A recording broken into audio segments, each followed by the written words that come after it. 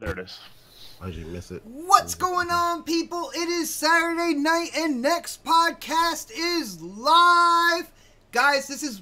It's an annual show, man. We're gonna have this every year. We're about 2 weeks away from E3, and we didn't really share our opinions, our predictions, what we think we're gonna see when it comes to the big three. You know, Nintendo, Sony, Microsoft, and like I said, guys, 2 weeks away. I am really hyped up. I always get excited this time of year. You can tell the true gamers out there when they got that childhood excitement just to see what is coming down the line at E3. But first, we got to get into the intros. And first, I'm going to introduce the king of the mani-pedi himself, K Mega! And that sounds about right. Yep. Oh, hey, what's going on? I didn't even. I heard my name through the thing. All right, hold on. I was over there talking to the old lady, and I was over here explaining my day to her and everything. Were you setting up another appointment? No, I was not setting up another appointment. I mean, but I could do that today. I could do that tonight. That would be real good on these feet. You know what I'm saying? Man, so, anyway, because he had cucumbers over his ears. See, over I didn't have cucumbers. I didn't have any cucumbers, any lemons or limes. I just was straight getting them feet done, man. Dude, you know I don't know what kind of engine. I don't know what kind of engine that you guys were using, man, but in the party chat, women do not want to feel any type of rust and eagle talons scratching their legs, man. Real talk. You know what I'm saying? Real talk. Anyway, so great to be on. You know what I'm saying? Had a very eventful day today. You know what I'm saying? Respect the dead, you know what I'm saying? Memorial Day. If you know exactly what that is, man, just pay my respects today. Did a lot of that. I was explaining to the guys. I seen the oldest, went to the family site out here in Fallis, Oklahoma, and seen the oldest tombstone I ever seen in my life. And it was a ancestor of mine that died. I mean, that died in 1631. 1631. That was the second generation slave, man. That was absolutely amazing to see. And it was my first time out there, and so it was crazy to see that, and all that history behind that at that grave site was crazy. So we cleaned it up and did all that. So it was a very eventful day, man. I'm blessed, man. I'm blessed. Let's get it going. Nice, man. And like I was saying, like off the air, man, that's a day that doesn't come around a lot. So no. I hope you're ready, yo. Mega, I gotta tell you, this is the E3 prediction show. I think there was some confusion before we went live, so we need your predictions for Nintendo, for Sony, and for Xbox. You gonna hold it down, man? Yeah, I'm gonna hold it down as I'm holding down in this SSX in this gameplay that I won last week. I mean, just look and be excited, ladies and gentlemen. Yeah, especially when he falls on his ass. But anyway, I only did it twice. Yeah. I actually counted 3 times, so. Oh, yeah. Shut up, Otter. Anyway. Oh my goodness, yo. Next on the list is a guy. You don't want sending pictures in a podcast DM. Trust me, I know. All I did was ask for a thumbing, but I am talking about Predator. You didn't tell him what I actually sent, though, did you? No, I didn't. You want me to send that up on Twitter? Yeah. There you go. And good to be on again, man. I know we got a lot of topics to cover this week, so keep this intro really short, but can't wait to get into it, though. Nice, man. And next up, it is time for everybody in the chat to stand up, show that respect, kiss that ring, the Don.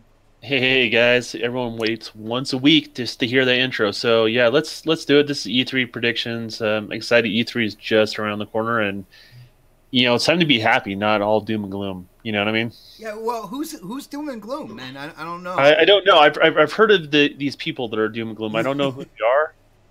But apparently people usually around this time of year tend to get a little, I don't know, I would say a little more depressed is probably the best way to describe it. Nancy-ish. Yeah, they have their doubts, and people get to them, and we just want to be a beacon of light and hope and all that good stuff, and look at it from a positive perspective. So Oh yeah, definitely, man. I know I'm excited. Like I said, that drought that people were talking about with Xbox in terms of 2017 definitely ended this year with Sea of Thieves. State of Decay 2 came out. We got Crackdown coming, Forza Horizon, and not only that, we got the third party coming. So it's a great year already, and I can't wait to see what's coming out in the future. I mean, that's what I'm excited about, man.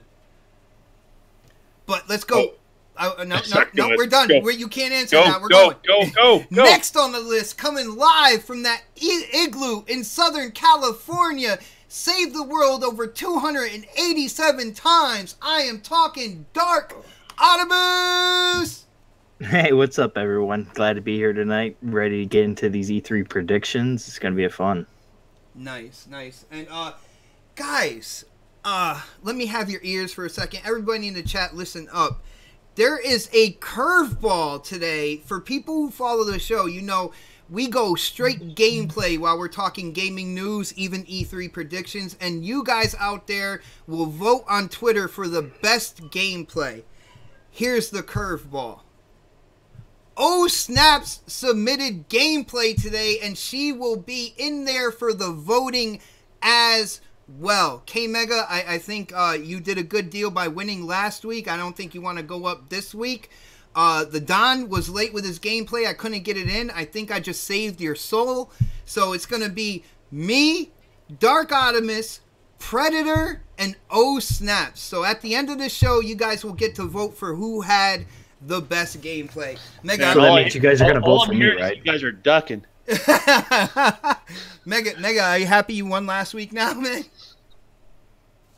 And he's not here again, dude. I said it was like he had a streak going, and it continues to this episode where we talk to him, and there's just nothing but silence.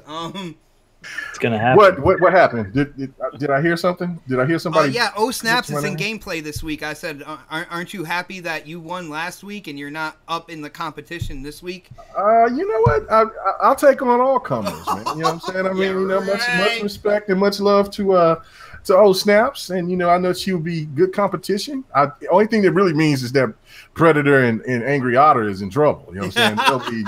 He's been in trouble for like the last 3 months, man. Yeah, dude. Like I ain't ever gonna win, so it doesn't matter. See, look at that. See, already me and Don's dominance have made these guys already submit. It's. I told you. I think they still don't want to see your gameplay. He used the S word. It's not gameplay. It's always just people are like, "Oh, K-Mega, we're voting. I'll just vote for K-Mega or here's the upside. K-Mega. This is an affirmative action vote. What the hell is going on here? Like, I don't know.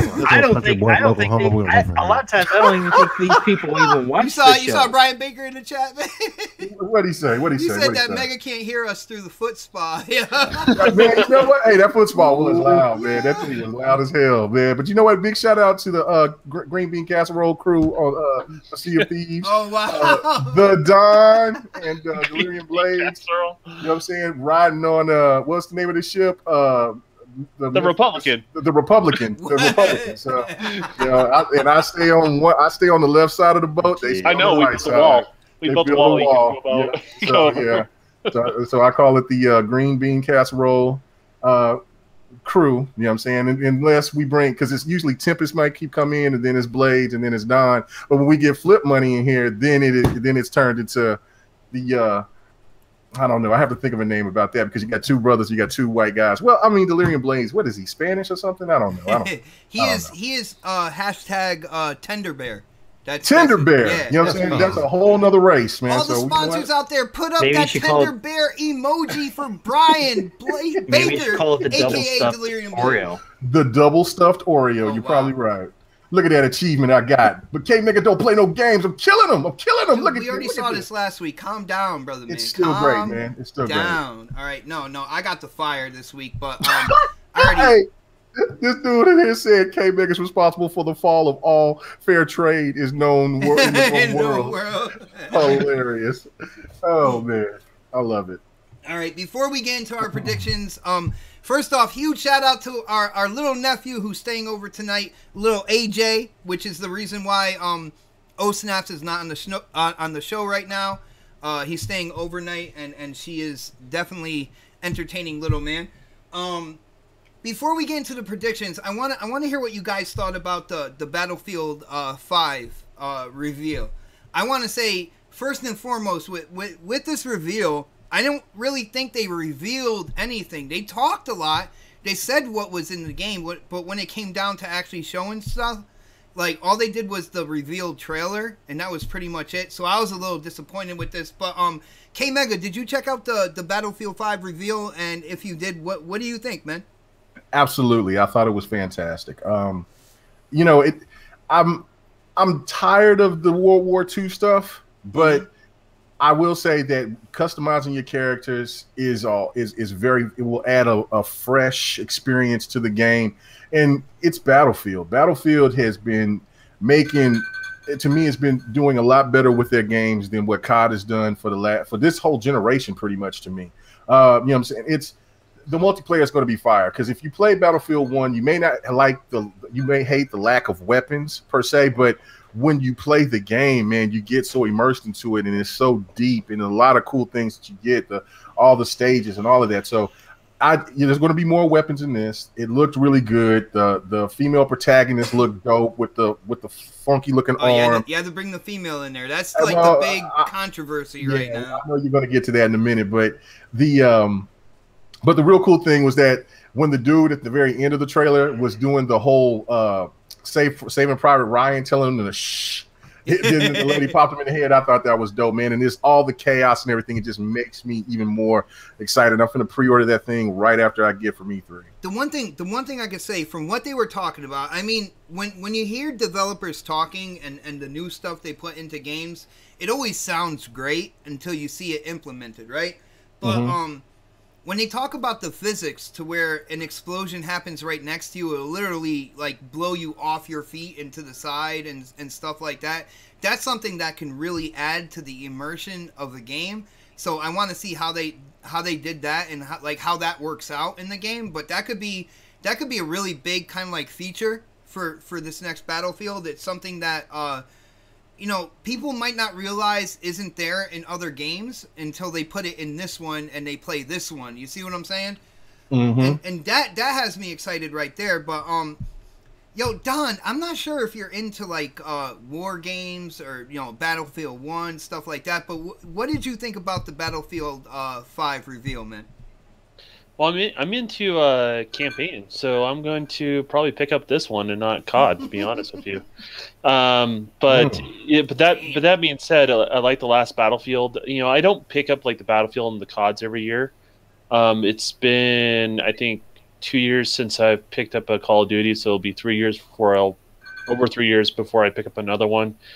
And then with this, this is the second year in a row I'm picking up Battlefield, so they're getting me mostly on the campaign, and I actually like their multiplayer a little bit better, to be honest with you.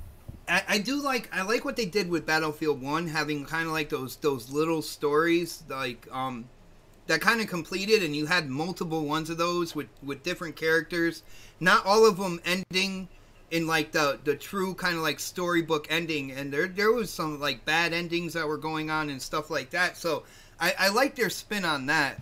It was kind of a hop in, hop out campaign situation, which was something different. Yeah. And if you have a lot of multiplayer games, you know, in your library that you're kind of bouncing between two, it lends you to be able to, okay, I got 15 to 20 minutes to an hour and a half, right? And I can play this story mission and actually get sucked into this mission and then be done with it and then hop in with my friends and go play. And I kind of like that format. It doesn't work for everything, but it works for the whole Battlefield thing, and I like it. So I got you. Yo, Predator, our army man himself, our military general of next podcast. Yeah, that's why I switched it up. I was like, hold on, Dave. Like my dad was in the army, and if you ever told him any other division of the military, he'd be like, no, army. I'm like, oh shit, I screwed up right there. But our general, dude, what do you think about the Battlefield 5 reveal? Is this something that you might get into, man? You know I'm gonna pick this up. I already pre-ordered it, so yeah, you put that on Twitter too. And I've been a fan of the Battlefield franchise for maybe since Battlefield 3. I didn't really get into the other ones. A lot of my friends played Call of Duty back then, so I played with them. But they've kind of all transitioned over to Battlefield, and So I've been picking that up every year. Definitely, I take your approach on it too. I don't think it was really a reveal. It was kind of like, a lot of CGI. So I really want a lot of gameplay in there, but you know what to expect from a Battlefield game. It's going to be a huge open world. Not necessarily talking about the actual campaign part of it. They showed Jeeps falling on people and stuff like that in the reveal. And there's going to be a lot of quirky shit like that. But that, to me, like I get it. It's not that super realistic when you can jump out of a plane and fly into another one. I get that aspect of it, but that's the fun. That's some of the fun parts of Battlefield that I enjoy, like doing weird shit like that. Like, let me see if I can jump in this tank, jump it off a cliff, jump out, snipe somebody, jump back in the tank. Like stupid weird shit like that. It makes it fun because it's those things that only happen once in a lifetime that you tell people about because you don't really record it most of the time. But when it happens, it's like, oh my God, I got footage of that shit. And it's like, I mean, I love military shooters anyway, so this is right up my alley. So it's a must buy for me. Even with Call of Duty, I'll eventually end up getting it at some point in time. It's just not like a must buy for me. But Battlefield, that's my shit, man. So I play that really. I was playing the other day, and the thing about Battlefield, which I really hate sometimes, is like you get into a conquest match. Oh. It could last like 30 minutes, Yes. like, yes. And you're just like, fuck, like you will kill a day just playing like 5 or 6 matches. Hell yeah. And not even realize it. And like, fuck, man, it's already like lunchtime, So I love the franchise. I was really hoping they would have went more modern, but once we started getting the leaks out about it coming to and being a World War II thing, I expect them to go modern with the next one. Yeah. So I'll suck up this World War II for this year. I was gonna say, at first when people heard World War II, they're like, "Oh, nah, man," and then.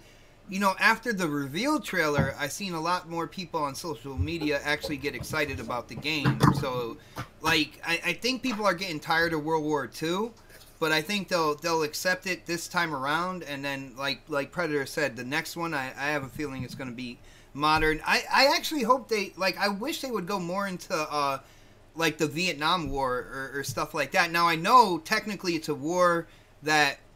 it's controversial. People are like, the United States didn't win and this and that, so they might stay away from it because of that.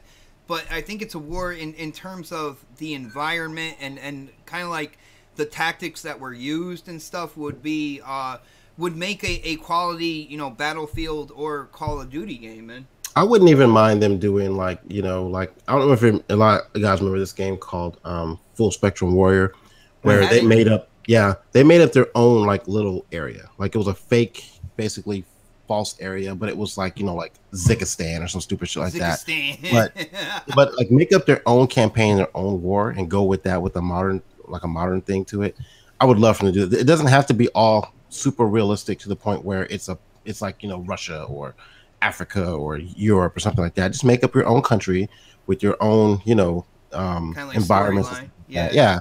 And just go with it, and some fictional country, and go with it instead of having to deal with the backlash of having to be super realistic in the World War II scenario or super realistic with weapons and stuff like that.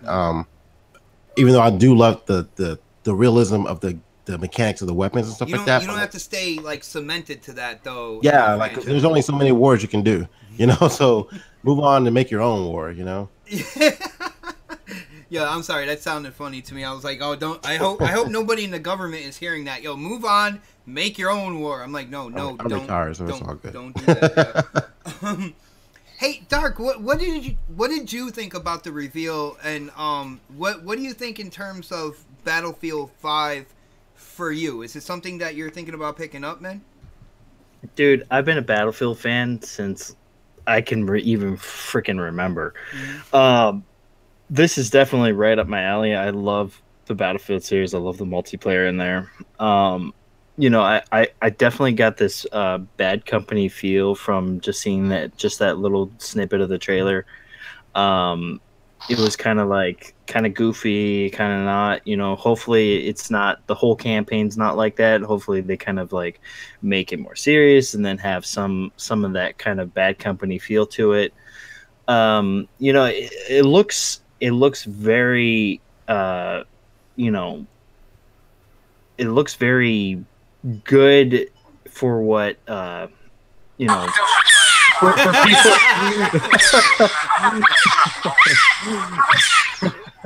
See, I needed that. That's gonna help me. That definitely, it has this feel that Call of Duty doesn't have, and it's got this community that just of gamers that just love this type of kind of all out war type of gameplay with its multiplayer. See, Like Pred Dark, said, you could play Conquest for like 5 or 6 hours, and then your whole day's gone. At that point, you said, It's but you just- said that right there. You said all out war. Here's the thing: when it comes to Battlefield and Call of Duty, I hear people constantly comparing the two. Me myself, I look at them as different types of games. Like they are different. Yeah, all right, so they. go ahead. They're shooting after the same customer, though. Yeah, and that's The and 10 to that's- 14-year-old that's- boy. Is that That's kind of the problem because of the fact that they are shooting for the same customer. And Battlefield, I've always felt that it was a lot better. It was a lot more immersive in a multiplayer sense, with the destructing of buildings and being able to shoot people through walls. Because I mean, in real life, you can shoot somebody through a some drywall. You can shoot people and how, through and that. how do you know that, Dark? Assassin. That's why his house is. I've shot weapons before. I've had my. Hold on, you my shot weapons fair through share. drywall? Oh, damn. Yes, I've done killed that. people. Yes, I've never killed anybody. I've no. killed Done people. angry otter. That's an angry otter right there. See, that's why he doesn't That show beautiful pictures of otter himself. He's got the tear tattoos on each side going down his eyes. Yeah. Oh, his eye Yeah. color really going to change. Hey, now. man, what's up, punk? Oh, geez. Just laying off shots every time.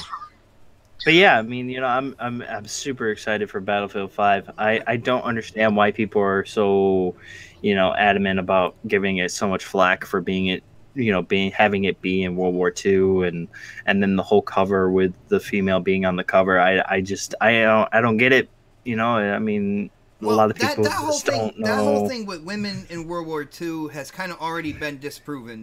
People have put out, Well, yeah, information completely showing how many females were actually fighting in the war and stuff. So, when it comes down to that, if you do the research, if you look it up, you will realize that they're not doing anything like too crazy with that whole thing. But, Dark, going back to this comparison, since people like to compare it and people are talking about, it's only a matter of time before Battlefield kind of like dethrones Call of Duty. You got Call of Duty coming out with pretty much no single player campaign or whatnot. Do you think, for people who like to compare, do you think this is the year that Battlefield dethrones Call of Duty, man? Why or why not? It's very possible, but I It's not think gonna it's happen. unlikely. It's not gonna happen. Yeah, and for the simple fact that Call of Duty is played by a lot of younger people, and a lot of younger people love playing just multiplayer in Call of Duty. A lot of parents will buy their kid Call of Duty over anything else. When they see Battlefield, they're like, "Oh, this looks more," because Call of Duty has always had this kind of cartoony look to it, so kind of always kind of appealed to Oh, you kids. better watch out. You're about to get some hate mail on Twitter, yo. I don't care. Overwatch. Like Overwatch, it's not necessarily Overwatch, that kind of cartoony, but it's always kind of had that that feeling Look at of this Destiny 2 going on right here. of more, it had that more like just it didn't have that gritty feeling like Battlefield does. Battlefield has always been more realistic, and and I think it has a potential to overthrow Call of Duty, but I doubt it's going to happen. And it might take a while for that to kind of happen. But who Yeah. knows? Shout out to Peter Young. He was like, "Will Fortnite take away from Call of Duty's market this year?" And I gotta say, with Fortnite being free to play, I don't think so. I think there's going to be so many people that download Fortnite that are still going to buy Call of Duty. All right, you got the Call of Duty, which is the $60 game. Fortnite, people who want to play it are just going to automatically download it. Even the save the world aspect of that game is going to be free, by the end of this year as well. And so I don't see them. It could go into like playtime. You know what I'm saying? How many active players and stuff like that. Fortnite, I think Fortnite is causing a dent in a lot of multiplayer games, to be really honest with you right now. But it's only going to last for so long, too. And that's the thing, Call of Duty is adding this battle royale to their game. That is true. And Battlefield really hasn't necessarily confirmed or denied that they're going to add one to Battlefield this year. Neither confirm nor deny. Yeah, they haven't really kind of discussed it in the earnings call a couple of years early this year.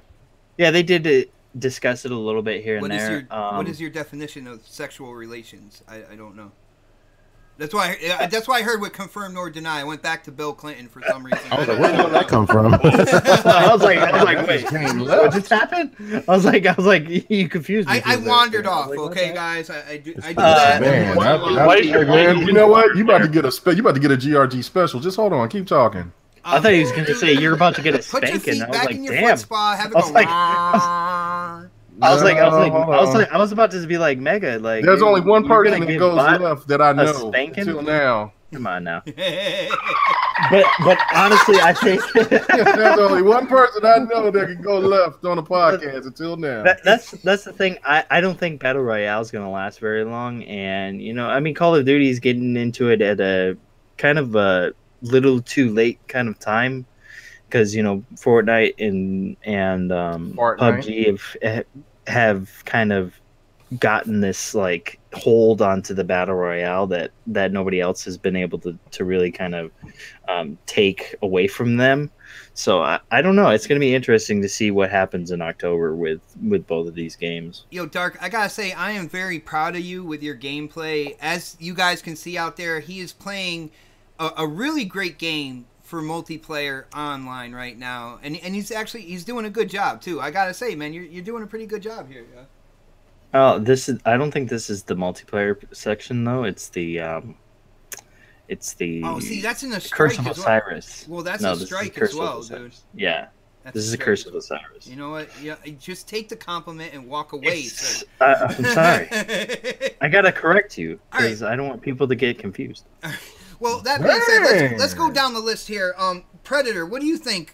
People like to compare these two games. Me, myself, I don't really do it. I see them as two kind of like different games. But, when it comes down to it, people are saying it's only a matter of time. Battlefield's going to overtake Call of Duty. Do you think this is the year, man? No. I mean, even without with the absence of the single player campaign. Yeah.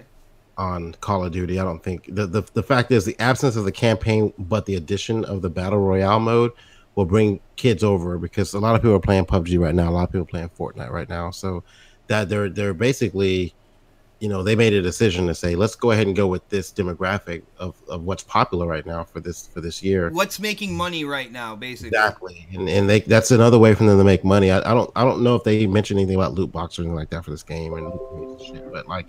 I mean, I could see, these knuckleheads doing some stupid shit like that and adding it in the game later, especially for specifically for the battle royale portion of it. Mm-hmm. And, to get more money, outfits, that kind of deal. Oh, can you imagine? Because they talked about in Blackout for Call of Duty, which is their battle royale mode, they talked about vehicles. Can you imagine if those vehicles are kind of locked behind loot boxes that you can either buy or, earn over time? You land and you drop a. People are gonna be spending like $200 for vehicles, like on the rip, man. And I can see them getting involved in something like that in the future, just to kind of make more money off of it. But I don't think, going back to your original question, I don't think that Battlefield's gonna overtake Call of Duty anytime soon. And we say this every year. And it's like usually like 2-1 or something like that, because a lot of kids play Call of Duty. I don't mean that in a bad way, but I see more adults playing Battlefield, and I don't have any specific data on this or anything like that. But when I play Call of Duty, I'm usually in there with a bunch of kids. My stepson plays it, his friends play it, so I'm just going based off of my experience with it. But he won't touch Battlefield. He thinks it's too hard. He thinks it's like too immersive. there's too much shit going on in there with weapons and stuff like yeah, that. Right? like that's the thing. Like even Mooch, like he doesn't like it because there's too much strategy in it. But like if you actually use tactics playing Battlefield, you can actually be successful. You can't just run out in the fucking open field, and not expect to get sniped. That's what happens in real life, So my stepson hates that game. He'll perch up somewhere in camp and snipe all day, but like I just stay in the tanks. That's what I do. Yeah, that too. Yeah, but like you can't really play that way and be successful in that game. Whereas Call of Duty, you can just run down like an alley or something like that and just kind of overtake one section of the map, and you're pretty much golden. If you know where to go and where to hide and how to move, it's all more of a fast twitch muscle reaction. Whereas Battlefield, you actually have to use a little strategy in it and work with your teammates in the game. So. Overtaking it, no, I don't see that happening anytime soon. Nice. Same question. I'm gonna move down to the Don. The Don is an indie developer, so he likes to be kind of like a little politically correct with this. But I gotta ask you, man, do you think this is the year? And should we even really care? Well, I don't think we should care. That's where I am on that, man. But I hear it every year, though. But here's the thing: is because everyone wants to know when they're going to be dethroned, because it's eventually going to happen, right? Mm-hmm. But you know what's going to cause it? It's not somebody else; it's themselves. They're going to eventually do something that pisses up their user base, and we're not going to see it coming, right? Because we have this pattern: like every year they do something, every year you have people complain about it, and every year people buy it, right? Yeah. So there's going to be this weird threshold that no one's going to see coming, right? And that bubble will burst on them eventually. I don't think Call of Duty will go away. I just think it'll be knocked off their pedestal in essentially what they'll be kind of like almost like Madden is in a lot of ways. They'll still be a yearly release. They'll still be a profitable game, but it won't be the juggernaut is it once was at some point in time. And this year it may happen, it may not. I don't really know. The Battle Royale thing could play in their favor, and honestly can also play against them. So I'm waiting to see what's going on. I don't wish anyone failure in regards to that, and I don't even like Call of Duty, and I still don't wish them failure in any sort of way. But they're taking risks. And, I mean, you can't say they're not taking a risk this year, right? This is probably one of the bigger game modes they've done in a long time. So. Yeah, I got you. I'd butt in real quick. What's up? Yeah. If you guys remember back maybe 10, 15 years ago, what were the main military shooters back then for each console? How many years? 10 years ago? Maybe like 10, 15 years ago. What were they like on the 360 era? Maybe it was Battlefield. It was COD. It was man. I mean, you had SOCOM. To me, everyone was playing either SOCOM or Ghost Recon. Well, right? that one game that's really popular on the PC now that came out. A lot of people love that game. I can't think of it right now. I can't think of it either. Yeah. What ended up happening with, I'm specifically talking about SOCOM and Ghost Recon. They took a break. Rainbow Six. Yeah. They took a long break. They took a long, Ghost Recon didn't come out for almost 4 years. SOCOM, we ain't seen that motherfucker in ages. But they were like the top of the line. They were our Call of Duties of this generation, or should I say the last couple of years. But those were the games that everyone played. Everyone I knew in the military were playing one of those two games. They played them. Counter-Strike. That was the name of the game. The problem is they were big for their time. They're still not as big as Call of Duty at its lowest years. Yeah.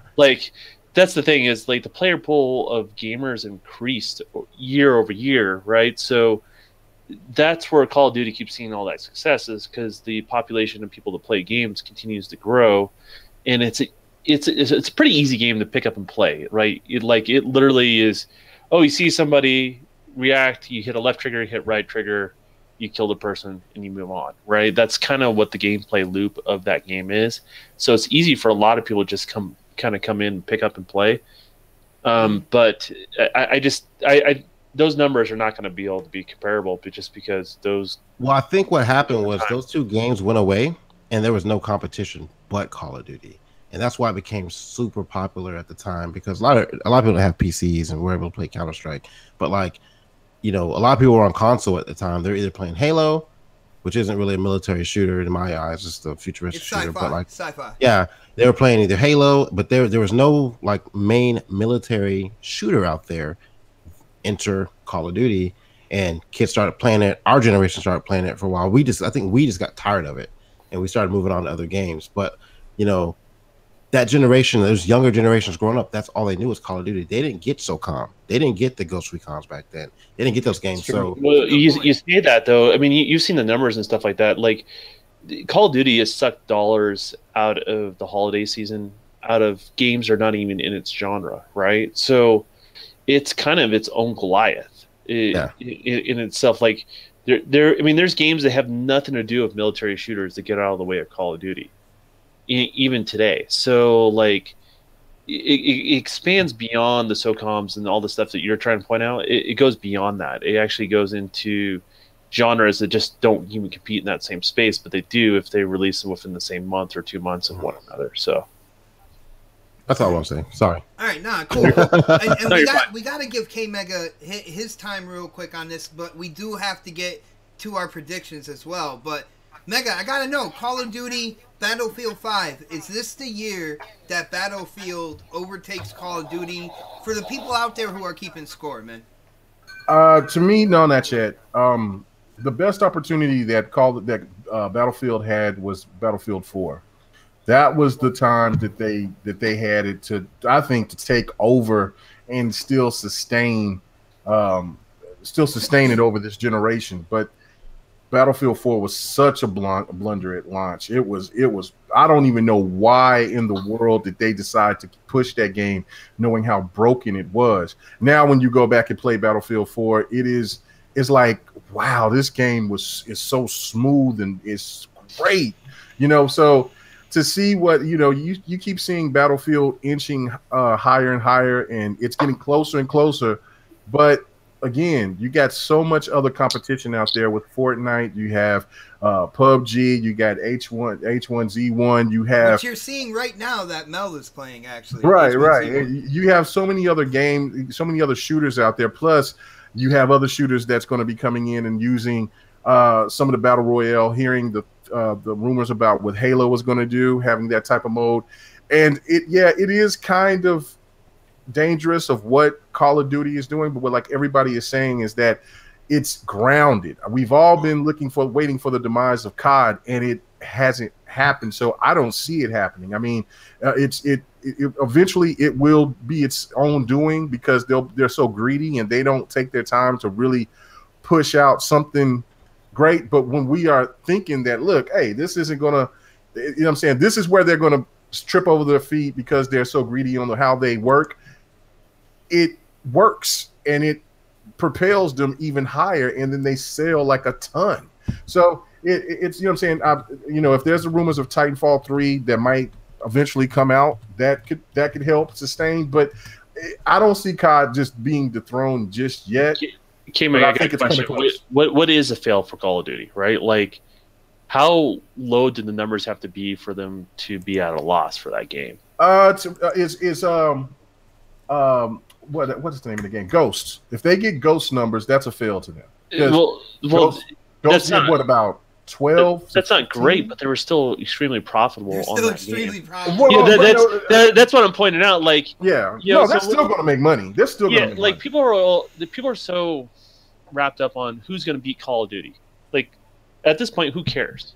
I agree. The question is, when is Call of Duty going to be not profitable? And that, I don't think there's an answer for that. There is no answer for that. I think people out there, at the end of the day, when it comes to Call of Duty, of course, there's different people who have different opinions, but I think a lot of people out there, they want Call of Duty to take a hit, so this way, these developers go back and they really try to push the boundary in terms of graphics, gameplay, and all those things with Call of Duty. I think a lot of people think of Call of Duty as a very copy and paste type game, even with the battle royale that's coming out, man. Yeah, well, it can be looked at that way, but again, the one thing that Activision has done well is that even when they looked at, let's say for instance, the one that came out before World War II. I can't think of the name of it right now. Infinite Warfare. Infinite Warfare. Everybody knew Infinite Warfare was going to bomb by itself, but when they added the remaster, that's what helped propel it, because there were so many people like, man, I'm tired of wall jumping and all this other stuff. This looks terrible. They already heard that. They knew that from the get. So they're like, we're going to feed you this remaster. And that's all they have to do. If they're hearing rumblings about how people are skeptical of what's going on with this COD, then they'll add something in the mix and they'll throw it out there to you at E3. And then that will alleviate anybody from saying that they're not going to get it, because they will. So I think that they're really smart on how they market their game. And with Battlefield is now getting smarter and smarter and seeing that, look, we can have a lot more user base if we don't do the same thing that COD does. Exactly. by having us we take the Halo 5 side of things and don't have people pay for the DLC. We'll just have the DLC added, and then we'll just do something like rep packs and different things where people can buy those, and we'll make even more money because we'll have a stronger user base. So they're going the right direction, in my opinion. Battlefield, and they have been. So the games look better. They seem to perform a hell of a lot better because they got so many things to go. But Predator hit the hammer on the nail is perfectly. Was that kids and certain people, they don't want to have all those other distractions. They just want to kind of be singly focused on the certain thing that they do. And COD, that's what COD is, just more of a casual type of game to where you can just go and just kill and be done in about 15, 20 minutes and go. It's incredibly casual this year, man. Trust me. Yeah. But, guys, let's get into the meat and potatoes, the E3 predictions. And you know what? We're going to go Nintendo first. Now, Nintendo, they brought out their handheld. I know a lot of people call it a console. Some people call it a hybrid. Me, personally, I see it for what it is, which is a handheld that you can plug into your TV. But, it took the industry by storm, started selling incredibly. And, of course, they had the first-party games out there, to really back it up, to really get people to buy it. At first it was pretty much just Zelda, and then the Mario, the Splatoon 2, Mario, all those games started coming out, and people are really getting into Switch, and Switch is here to stay, people. So with that being said, I want to break this down kind of like into when it comes to these predictions. I want to talk about kind of like the franchises that these platforms are known for first. So, when it comes to Nintendo, you got Mario, Zelda, Splatoon, Donkey Kong, all those sorts of games. So, Dark, what do you think is going to happen, Nintendo, E3, Treehouse, when it comes to their established franchises, when it comes to their Mario, Zelda, all those? What a Pokemon as well. What do you think we're going to see from them in terms of their established franchises this year? We probably won't see anything from like Zelda or anything, unless it's like probably through Smash Bros. We'll see a Mario game, but it won't be like your traditional like Mario Odyssey or something like that. It'll probably be like something like Mario Tennis, which we already know is already coming. But what about Mario? What about Mario Maker? It might maybe, but it'll be like a just a port of the Wii U version. I honestly don't see them making another Mario or Zelda for a while now. I could see probably maybe a Pokemon type of game. I don't know if it'll be the one that they've kind of been hinting at or rumored to be having come out, where it's like more like the 3DS type of Pokemon games. I think even Fire Emblem, they're gonna probably do something there. They'll probably show us a trailer for some more gameplay of Super Smash Bros. I think Super Smash Brothers is gonna be the foundation. Yeah, that'll probably be the last trailer they show. That'll probably be something that they just throw it out there, or that it'll either be that or it'll be Metroid Prime 4. it'll probably be like a trailer. It probably won't be anything substantial. We probably won't get like a release date for Metroid. I just don't see them like. I don't think that game is far in development at this time. I think we'll probably definitely see. Definitely, guys. You heard this, right? Go ahead. Go ahead. We'll probably, I didn't okay. mean it like that. I mean, we'll probably see another IP or something that we haven't heard of before. Maybe like literally haven't heard of, because they pull Japanese titles and people are like, oh yeah, I remember that from this exactly over there, and I'm like, no, I don't remember that whatsoever. Right, exactly. So we'll probably see something along those lines. We'll definitely see some more from Bayonetta 3. We'll probably get a gameplay trailer or an actual just cinematic trailer. I don't know if we'll get a release date for that one either, because of the fact that the Bayonetta 2 port just came out for the Switch, so maybe we'll see a release date later on. They'll probably save that more for the Nintendo Direct, because Nintendo seems to do that. They kind of save their Nintendo Directs, their type of like release dates for Nintendo Direct. So I could see them definitely probably not getting. We probably won't get dates for anything. It'll be just trailers and Reggie Fils-Aimé just coming out and saying a few words, and then I think with Smash Bros, I think they're gonna say that it releases in September, and I think they're gonna say that at E3. There might be something like that along the lines for Smash Bros, but it's gonna be interesting with Nintendo, because they're always kind of secretive about their stuff. They never really reveal and they do whatever anything. they want, so you really can't predict anything. Exactly. You can't. Yeah, you can't. Who would have predicted cardboard, prediction. People? Who would have predicted that at all? Right. Exactly. Like I would have never predicted that. I didn't even think that was even a thing that they were even thinking of doing. I don't even know if any of that Predator went cheap here with God of War, man. I'm just saying he had to throw Kratos out there 10 out of 10, like he's hoping to get those votes. Game like of that, generation, they say. I'm saying. Shut up. My hard drive broke this week, so I'm just gonna put that out there. So maybe you should get a better hard drive. Maybe you should shut up, Otter. Maybe pick up a G drive or a Lacey or something like that, and then maybe you won't have any problems. The fact that he's retired and this cranky is amazing to me. All right, well, hey Don, I know you're a big Nintendo fan, so why don't you go next? Start with like the franchises that Nintendo, that the established franchises, and move on from there. What do you think we're going to see from them for E3 this year, man? Man, I think we're going to see Labo Elite, which is going to be made out of plastics instead of cardboard. Ooh, I'm down. Day one, baby.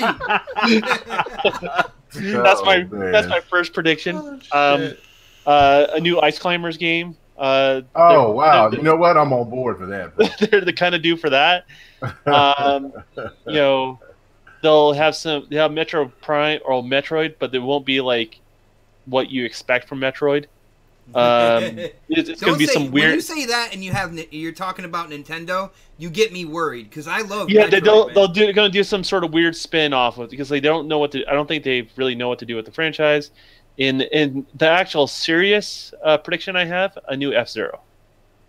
Ooh, nice. Ooh, I like that, man.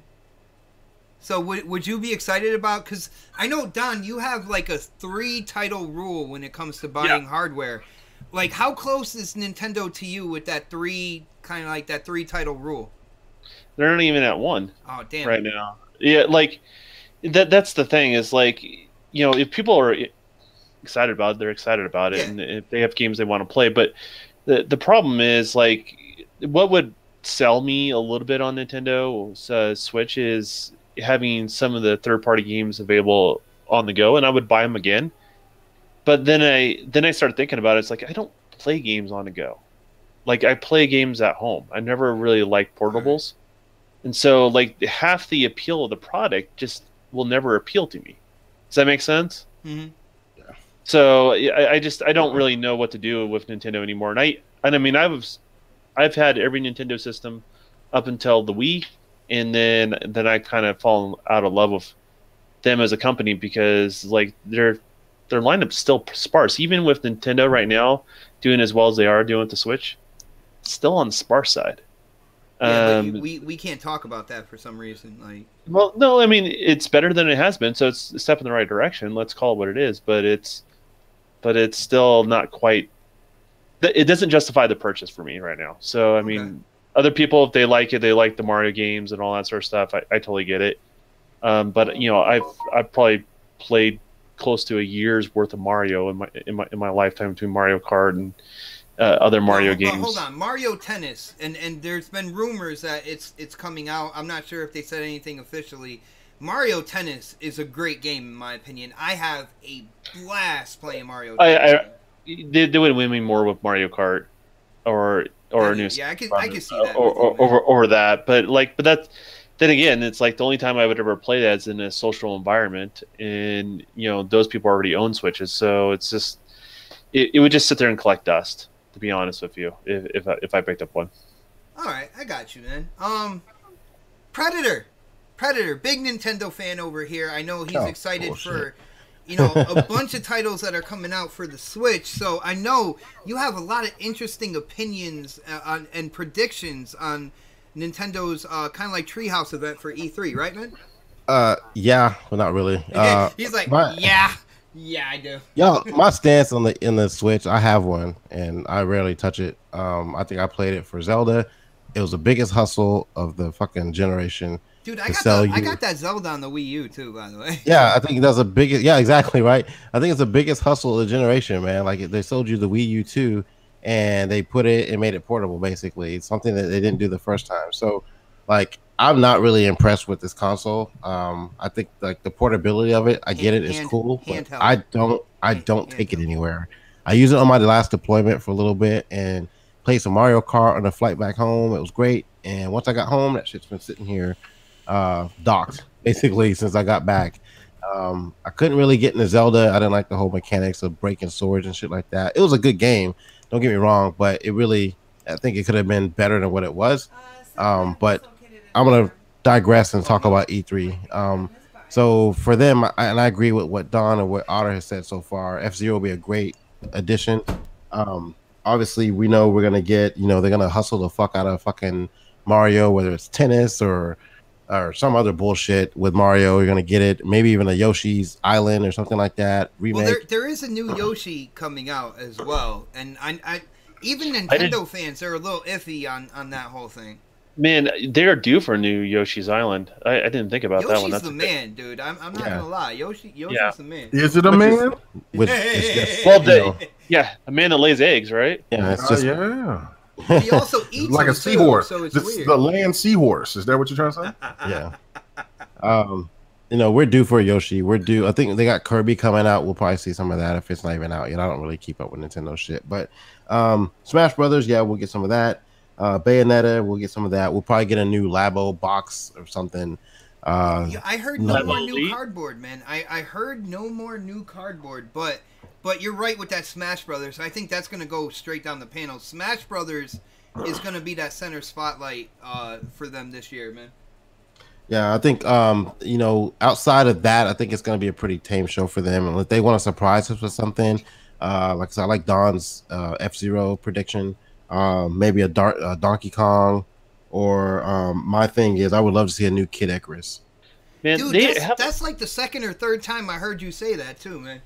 So I love that game back in the day, so I wouldn't mind seeing that because we haven't seen it in forever. I think it's been in Smash Brothers. The main character's been in Smash Brothers. So they did a standalone game. It just didn't do well. It didn't do well. Yeah, I think they did it during the Wii, not the Wii U, but the Wii.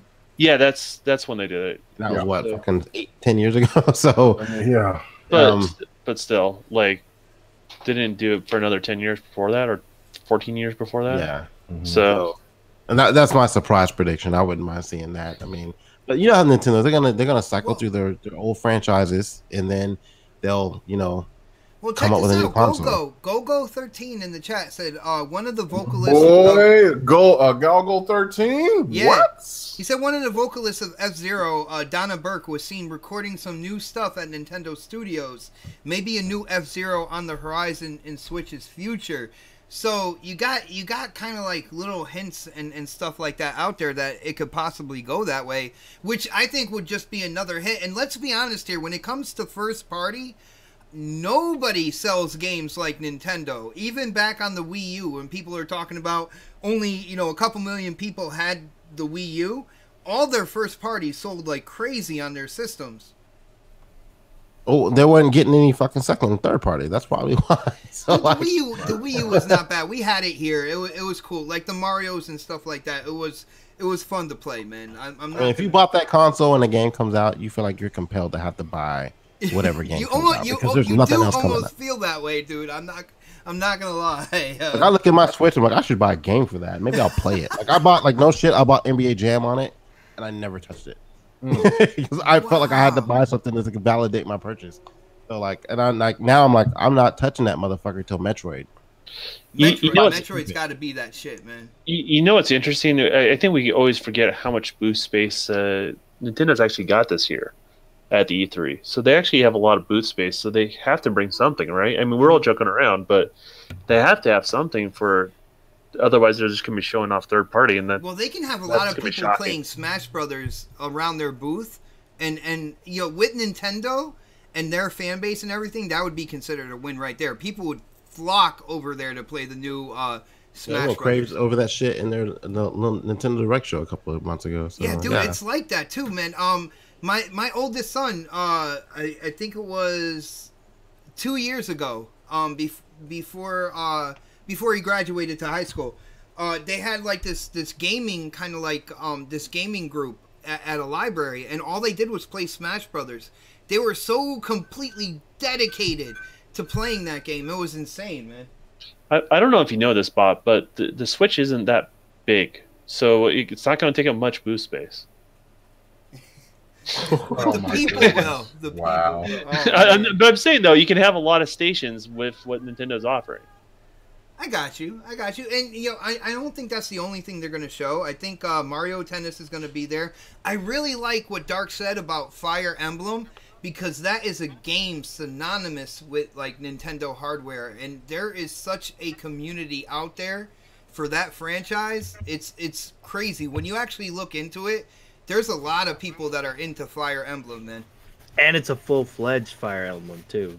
So we're going to get something... probably very special. Yeah, they came out with a half-baked one like not too long ago, right? Yeah, it was the Fire Emblem Warriors. Yeah. It was like Hyrule Warriors. It's basically like what's that game on the PlayStation? I know Megan knows it. What? Like Dynasty Warriors. Oh, yeah, Dynasty Warriors. Yeah. Dynasty Warriors. Okay. Yeah, Dynasty Warriors. One Piece. Yeah. It's like that. Well, the open world kind of on One Pieces. Anyway, yeah, okay. Yo, shout out to Mark Stevens in the chat. He said he heard a rumor about Scalebound, saying apparently it might emerge somewhere else. Dude, Scalebound is owned by Xbox. That name, that IP is owned by Xbox. They've been trying to start that rumor for the last couple of days. Maybe a card game. Yeah. Well, no, I'm just saying, yeah, but that rumor's been coming out for the last couple of days from credible sources. Scalebound. I was saying credible sources. Fake news. Fake news. Fake news. Xbox owns the rights to that game, to that property. Anything that's going to be called Scalebound, it's going to have the Xbox X on it. Trust me. That is true. That is true. I'll move around with that. All right. Well, Mega, what do you think about Nintendo? Start with established franchises and then kind of move on from there, man. Let my inner Nintendo fanboy leak up on this podcast right now, because I mean, rain on me with your banana. You know what I'm saying? I will rain on you with my Nintendo blessings. Listen, the fact of it is this. Look, nobody hasn't said another juggernaut from Nintendo, and that is Star Fox. You know what I'm saying? That has to. The last one sucked. It did suck, but the game is Star Fox is fire. It's dope. It's dominant. It's great. It's greatness, right? I wouldn't say So, of course, greatness, man. Yeah, It Star was Fox great is a long time ago, but it is. But you got a new system. It's going to look better. Hopefully they'll get the bug. They'll change up from what they did with the Wii, because it looked like they had a different developer working on it and they were just half-assed. It was gross. But I think that they're going to go all out. Another thing that Nintendo is going to do is bring out a lot of third-party content. Don't you know what I'm saying? I mean, look, you know what I'm saying? There's rumors. Well, not rumors, but they're going to be bringing out the what is that game? Wolfenstein 2, which I don't know how it's going to look on there, but they're bringing out Wolfenstein 2.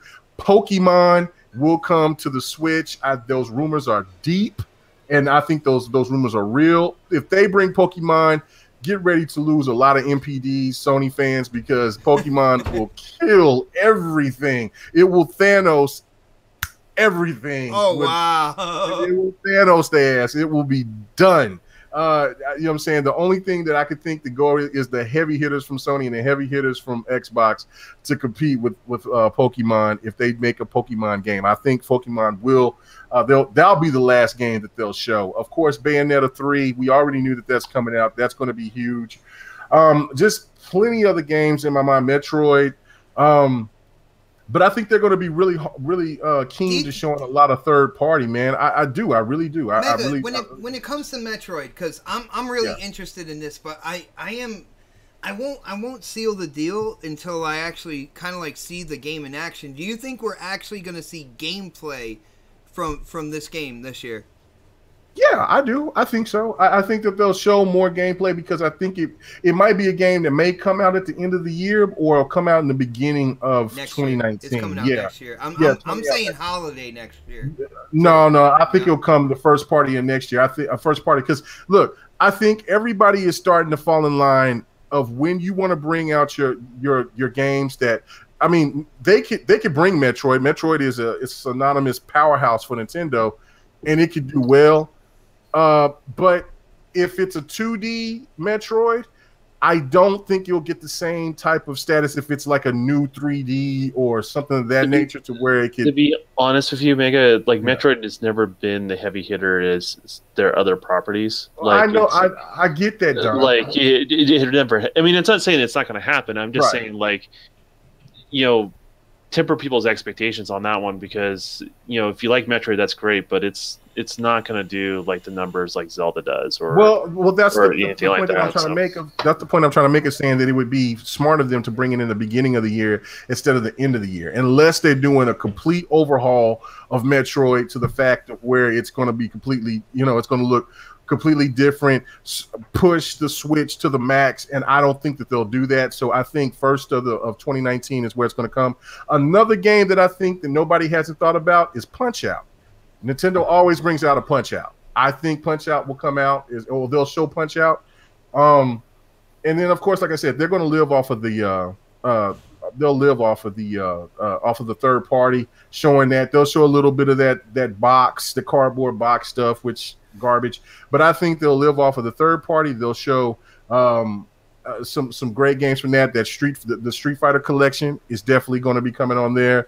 But Pokemon is going to be the last game that's going to be shown, because that right there will sell a hell of a lot more units, and it will get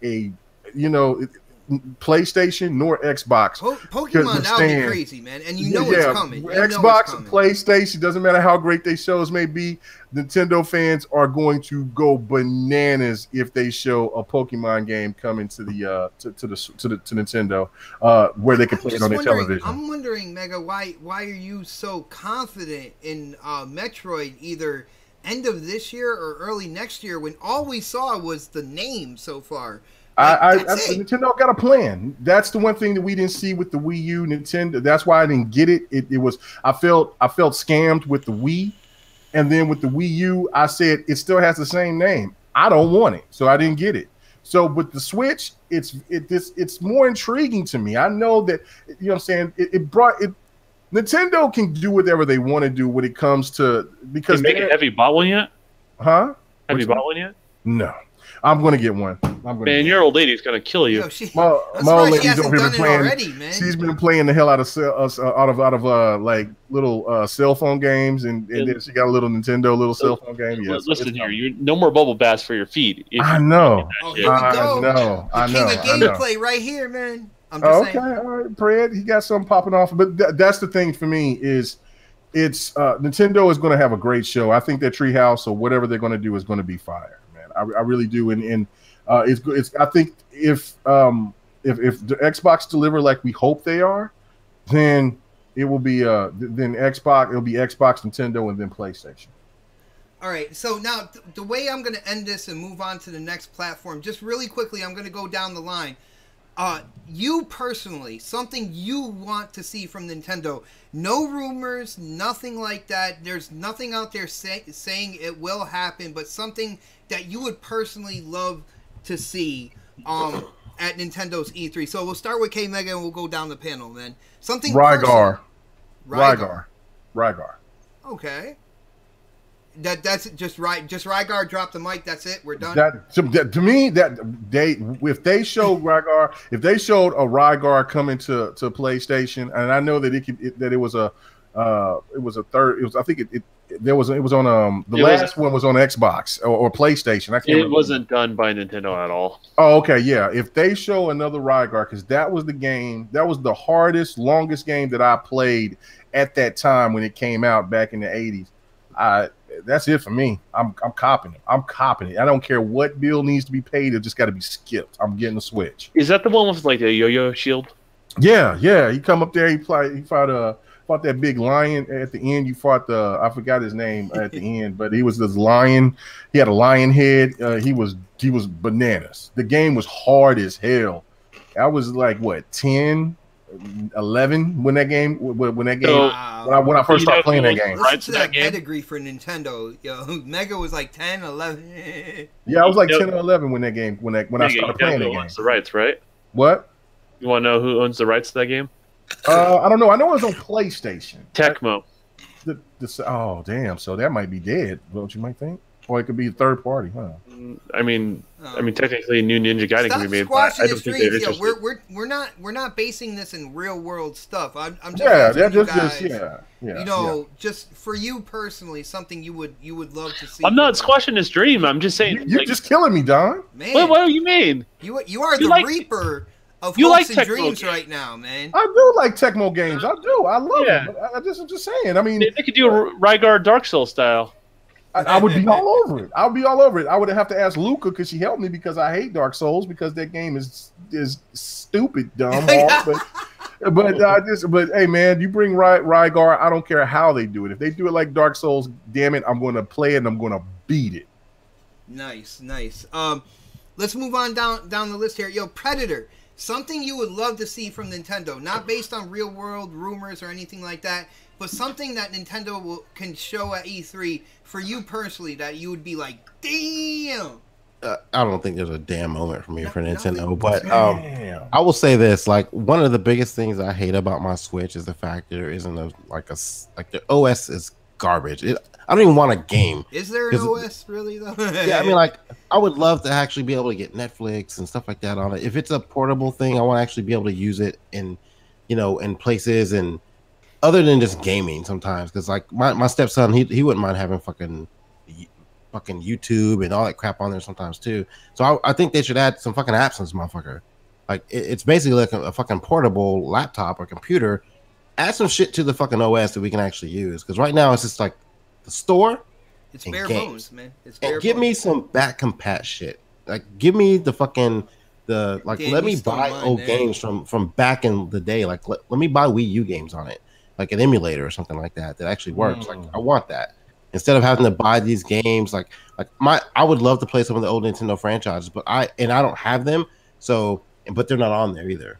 Right. So like you want games tied to your account is what you're saying. Exactly. Like I mean, like if I'm gonna buy, I got this. That's the only thing that's like making me not want to keep this console. Like I would love to go download old school Contra.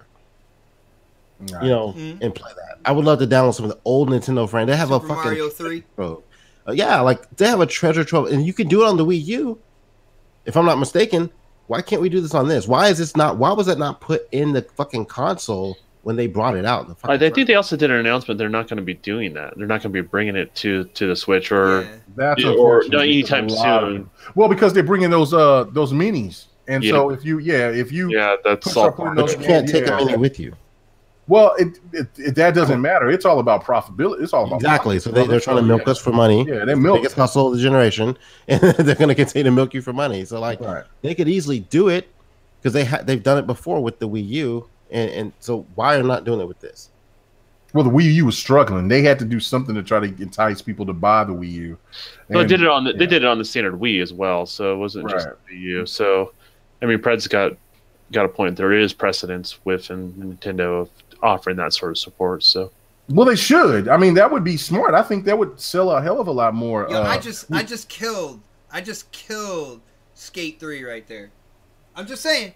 You doing all right? You doing all right? I don't think anybody's really paying attention to gameplay. It's kind of boring. Yeah, nobody ain't paying attention because K Mega's not showing his gameplay. All right, well, watch. Yo, this Destiny 2 right here. This is Iron Banner going on right here. This is hotness. You know, when you have to explain your gameplay, then there's something wrong. You might as well be driving a truck through mud or something. Listen, you're a destroyer of hopes and dreams. I've seen nobody in the chat ask, "What game is that?" K-Mega's not playing his game. K-Mega's not showing his game. We're still talking about my Crisis 3 footage. Man. I saw people talking about that too. By the way, let me say this quick point right here. I got hustled. I bought Crisis 3, right, and I posted on Twitter like, "Yeah, Crisis 3 is right there." And you know what? It was. If you went to Xbox.com, you seen Crisis 3 in the backwards compatibility lineup. So I bought it for $20. Then I never got it, so I called Xbox. And then I contacted Xbox, and then I talked to them. And they said, "Oh, that game is not available."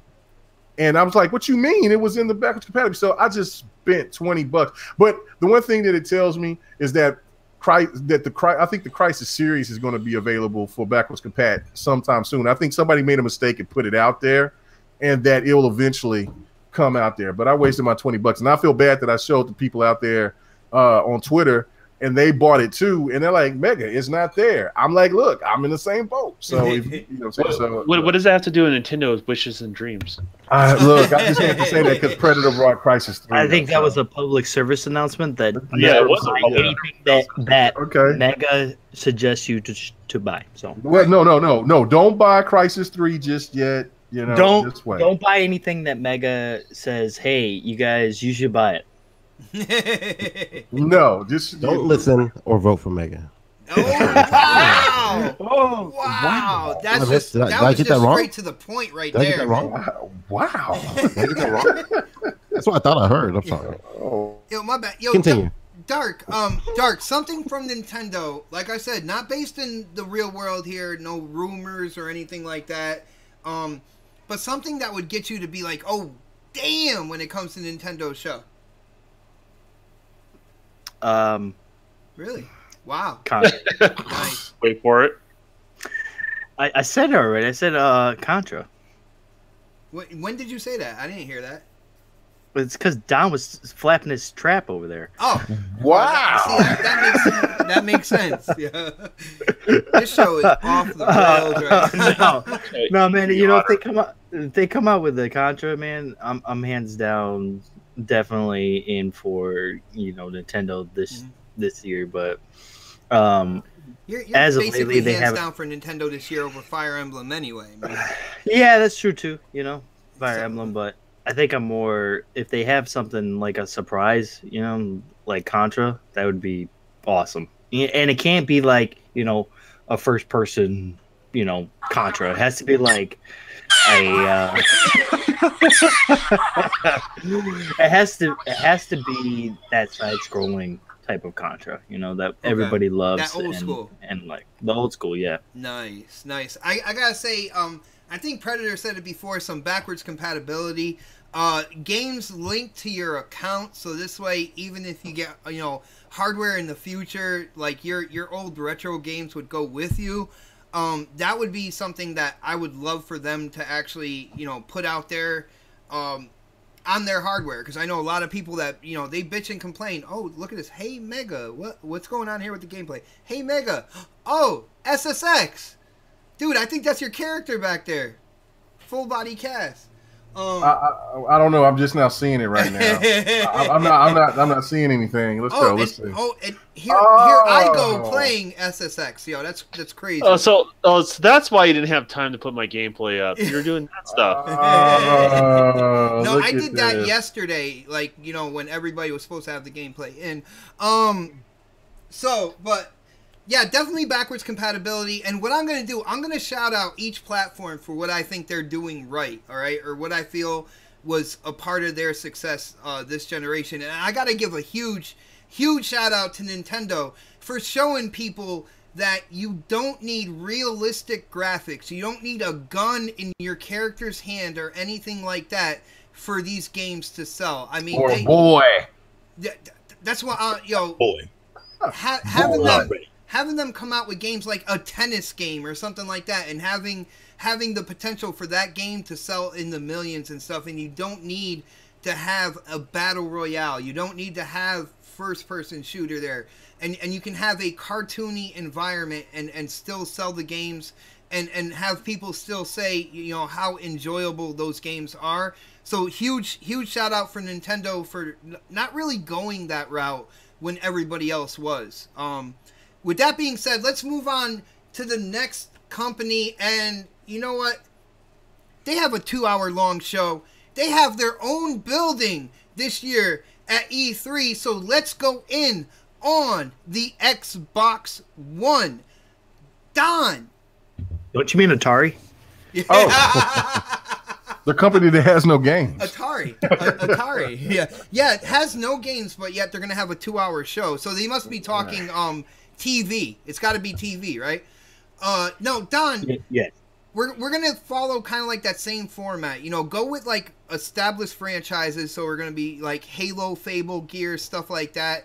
And then we'll move on to like, you know, sequels of new IPs and third party. So what do you think we are going to see in this 2-hour long show from Microsoft and Xbox, man? I don't know what I'm allowed to say. Say what you don't know and leave out what you do. I'll say what I predict to be further out, and we may get teased this year, I should say, not necessarily released this year. So I'll go that route. I think we're gonna get a Fable tease in regards to that for next holiday season. We're gonna get a launch date for, I think, Crackdown as well. Possibly even a multiplayer demo is my guess. I think there's a reason why they're being radio silent like a beta about that. or like a demo that they're playing at the conference. I don't know. I don't know. But something along those lines, you're going to be able to put your hand on it sooner than later before the end of the year. And you'll be able to play what the multiplayer is about and all that sort of stuff, and kind of see the proof of concept. Along those lines, they have probably a lot of third-party deals that's going on there. They want to show they want to show what the X can do. Anthem. You know, we're about a year away from basically, you know, from the launch of the X, and so dev kits have been mature. Developers have had their hands on it for a while. And I think they're just going to bring in the fire with a lot of the third party. I think there is going to be some first party exclusives that we should expect, you know, like the Forzas and stuff like that. But, you know, and I would say there's probably going to be some of the more mainline staples from Xbox. In regards to that. You are picking your words carefully, dude. I'm very, very, very, very carefully. But I mean, you know, it's not that I know exactly. I just have really good insight about certain things, and so I just don't want to give away where that information may come from. But I mean, that being said, no one's intentionally telling me what they have at E3, because I don't think they even finalized their E3 as of today, as far as I understand. So hey, Mega, I think to make Don feel more comfortable, whenever we do this on a year-by-year basis, we got to leave him out of the show, man. Because you heard the nervousness in his voice, right? Like, he really... Right. Like, there's stuff he's not telling any of us right now. And Right. I mean, there's 2 games. I mean, not on Nintendo. I don't think they're going to be on Microsoft stations, but there's 2 games I played that are going to be at E3. That's going to be playable demos. I mean, K-Man is going to be able to play what I've been playing this last couple weeks. So, yo, you hear that? Yo, he just turned into the big bad wolf from Little Red Riding Hood or something. Yeah. All right, so, yo, how about this, Don? Do you think there's going to be any unveiling of hardware on Xbox's stage? Because, like I said, they have their own building. I've gone out on a limb many times, and I said, you know what? They're going to show their mixed reality, virtual reality, augmented reality. They're going to show that this year when it comes to Xbox One X. Do you think there's that's my guess too. If they have software to support it, I think that would be the fundamental key thing. And I think, these are things I don't know. I don't know anything about their augmented reality and virtual reality solutions. The tone in your voice, you're like, all right, I could talk about this because I don't have any insight on this stuff, but what I can say, what we've seen on the PC side of things, it's more of like standardizing the format, and Windows mixed reality is supported by several hardware manufacturers, and I have a feeling that's what it's going to be on the Xbox One X side of things when they do release it, which is basically you buy the headset. It's going to come with a standardized piece of hardware, which is the controller for virtual reality, and then depending on what you want to spend, you can get your different quality when it comes to your basically your augmented reality headset that you can purchase through not through Microsoft, but a licensed Microsoft product from third party. Mm-hmm. I think that's their approach to it, and that allows people to get in at different prices, and you spend what you get, and at the end of the day, you're good to go. So you get what you pay for, basically. Exactly. So I mean, if you want something with the best possible refresh rate, or you have something with say slightly better tracking, they could have a lot of different options that they're going along those lines, different screen resolutions, those sort of things, different sound options as well built into the headset. So I mean, you can play with prices all you want, and it just be like buying different televisions. You get what you pay for, and the free market competes in that space, but it's standardized, so it's compatible. Now, does that sound like a good way to move forward when it comes to VR and stuff like that? Because they would be the only console kind of like doing it that way. I think that would be the best way to do it. That's what I think too. Option. Because you allow what you're doing is you're allowing the free market to compete, and that's going to drive down prices. Mm-hmm. In regards to that, and not everyone's going to have. Some people are going to have better solutions than others. And then if people kind of get burnt out on the VR thing, it's not really on Microsoft's head.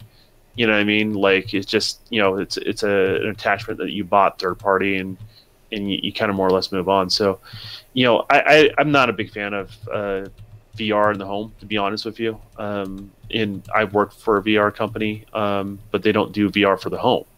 And I do think the home environment is super limited in what you can do with those experiences. So, all right, I got you, man. Let's move on down the list here. Let's hit Predator. I think you might have some kind of like interesting views on what we might see at Xbox's E3 this year. 2 hours long. They have their own building. Predator, what are they gonna show us, man? Man, I think they got a lot of shit to show in the 2 hour time frame. Like, I'm gonna start off with like the simple shit we pretty much already know. We're obviously getting a Forza Horizon. We're gonna see Battlefield 5 on their stage. I think they'll show some State of Decay content, maybe like some new DLC, or maybe like not DLC, but like some new information about State of Decay, like some new maps or something like that. Just some upgrades or something they're gonna put in there. Maybe some action. Obviously, Madden's gonna be on their stage. Some Sea of Thieves updates. Ashen below Cuphead will probably highlight their sizzle reel for indies. Maybe one other indie we haven't heard of. Ashen, man. Like I am interested in that game. Yeah. Some last night gameplay. Perfect Dark is gonna be like probably gonna end the show, or one of the ones they kind of tease a little bit. Not Rise 2. No, not Rise 2. I think anything they're gonna do at Crytek will most likely be maybe Hunt Showdown coming to game preview. I don't think they're ready for Rise just yet. I'm just joking with that. I think K-Mega had a crisis over there when I said Oh that. man, I almost busted one right there, Jack. You know what I'm saying? I was like, Oh, man. this gameplay is going.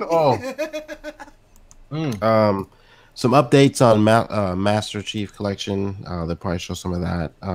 Hardware wise, obviously, I think we've heard rumors about a new controller, new Elite controller coming out. They may do a little bit with the new controller they came out with the last couple of, like last week or whatever. I can't think of the name of it right now. They might show a little bit of that, but it's going to, the highlight for their hardware will most likely be a new controller and maybe opening up their customization with the controllers to expanding it to actual Xbox One X's. Speaking of the console, I think maybe we'll just see a price drop, maybe $50 on the X, and definitely a price drop on the S. Now you think that's going to be stage worthy right there for price drop? No, it'll probably be something that's announced, like, you know, when there are discussions or something like that. I don't think that's going to be on the stage, but something they kind of discuss when, like, they have a little after party bullshit they do. I already said Hunt Showdown. I think they tease Fable as well. Even though I still think that we're probably about a year or two away from seeing that game. And I know I know how Microsoft is now. They don't want to show things that are too far out, but I think they have to tease something huge at this E3 this year, just to kind of put the fans at bay. Even if it's a ways out, they have to tease something. Even if it's a fucking Halo that's 3 years away, they have to tease something big that's not on the horizon yet. I think Don mentioned Crackdown as well. We should see some gameplay footage of that with the actual online component showing this time, showing the cloud as well, and a release date, a firm release date for Crackdown for the holiday of this year. And I also think we get a Lost Odyssey or a Blue Dragon 2. And really? Maybe you think that's like, because I am going to ask kind of like that one thing for you, but you think that that's plausible that it could be happening this year? I remember reading an article maybe 2 years ago where the developers of that game, those games, expanded to another. They actually opened up a brand new studio.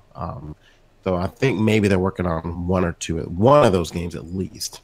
I think maybe that'll be on the Xbox Day, because, you know, Phil's trying to get into the Japanese market. So, and that's a good way to get back that market, is bringing one of those games back. Not sure which one. Kelvin Brandon in the chat, you talk about getting back the Japanese market. He says he predicts that Microsoft has the marketing rights to Kingdom Hearts 3. I don't know if that's going to be huge, because the game is still going to come out on PlayStation. So that is true. So I think if they get a Lost Odyssey 2 or a Blue Dragon 2 exclusive, that might, you know, be what they need. Especially they're already getting Kingdom Hearts, so that's not a big deal. But if they get something else on there in the Japanese market that's not available on PlayStation, it's what they need to do. That's I think will kind of help them kind of get into that market a little bit. Has EA announced if they're going to have a conference this year? Do you guys know? Yeah, Saturday. Okay. I got my invite to it Saturday at 2:00. Yeah, I hear you polishing your nails with your shoulder right there. Like I got my invite to that, so yeah. I will be going. Yeah. Oh, hold on. I got a little my plane. If I get my plane early enough to go, but it's from 2 to 8, so just saying. The only other thing I can add, I'm not hearing anybody say Halo. I said Master Chief Collection. Oh, okay. I haven't heard anybody say new Halo at all. You haven't got to everybody yet, bye. Yeah, hold on, chill, dog, chill. Yeah. Jeez. God, man, impatient motherfucker. Dude, it's Halo. What do you expect? Yeah. As far as like, and the thing is, like, all those games I discussed are things that have been they're sequels, right? Mm-hmm. I think they come out with at least. My name ain't Otter. I think they come out with at least. That wasn't an otter. That was a dolphin, man. God, dang. Whatever. That is the most depressive thing I've ever heard Autumn say. That's not an otter. He knows. Pred's got to get his own sound here pretty soon. Too. I think they come up with at least maybe 2 or 3 brand new, unheard of, exclusive franchises. Like, are you talking like they're gonna tease it, like CGI and just something quick? I don't know. I can't say they're gonna tease it. I'm just you're on predictions. I think they have to have at least 2 or 3 games because they've not released a brand new franchise in forever. Like all the games we've seen so far, we've heard about Crackdown 3. What We've about heard Ori about though? Syndicate Ori 2. was a brand new possible franchise. You know, That was brand new at the beginning of the generation. Like we're talking about now. Like we've not had Ori anything was like brand. 2015, 2016, something like that. That's when it came out. But when was it Okay. announced? All right, It was announced all in right. 2013. See, yo, touche. Like, we haven't had any brand new Touche. franchises announced, any of them, unless they. I mean, except for maybe Recore, and that was like I can't think of the last one we had. But and even again, Ori is a double A, even though like we tout it like it's a triple A, you know, but it's a double It's A. still one of the best games this generation. It Man. was, but it was still double A. But like we haven't had any triple A brand new franchises created by any Microsoft studio in God knows how long. And you know, they'll come out with sequels, they'll come out with an established franchise, but with the exception of maybe Recore, which I still call it a double A. But like, what have we had? It's been Forza, Sea of Thieves, not Sea of Thieves, but Forza, Halo, Gears. And that's what everyone complains about all the time. And we don't have a new heavy hitter. And even though they've tried, you know, like with Quantum Break and Recore and, you know, Sea of Thieves, they've kind of fell short. But like we haven't had like a brand new announced franchise because all those games were announced in like 2013. Like we've not had a brand new announced fucking franchise in a long ass time. And I can't even, that's how long it's been because I can't even fucking remember when anything new has been announced. So they have to tease a brand new franchise. It's going to be like only on Xbox. You know, I consider Windows 10 Xbox and, you know, PC, whatever, but it's got to be on their platform, on their console, and only on their console when it comes to consoles. And they have not done that in forever. And I think they need to do that at the C3. You know, Pred, I am glad that you said about the whole Xbox and Windows thing because I want to put it out there. Yo, guys, we're talking about this and we're talking about exclusives. Right now, there seems to be this narrative out there that Xbox has no games. Guys, after E3, when we see a bunch of new stuff and everything like that, that narrative is going to switch back to, well, it's not truly exclusive. Guys, remember that. At the end of the day, if you have an Xbox, if you have interest in Xbox, don't even worry about that whole like PC side of things, because that's like that to me in the gaming space. That's like comparing apples to oranges right there.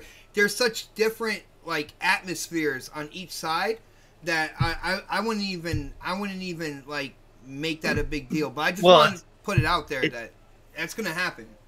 It's that, and not very many people use their PCs for the Xbox games, the Xbox exclusive. So it's not like it's a big deal.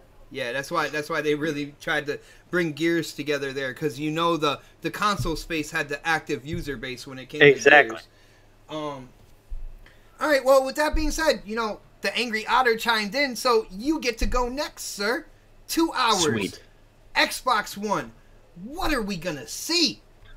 If we were to see anything, it's gonna be Halo 6. I think we're gonna see Scream Ride 2? Halo 6. Scream Ride 2? I think we'll see Halo 6. I don't know why, but I have a good feeling that we are gonna see Halo 6. Maybe not. We won't get a release date this year, but I think we'll get something from them.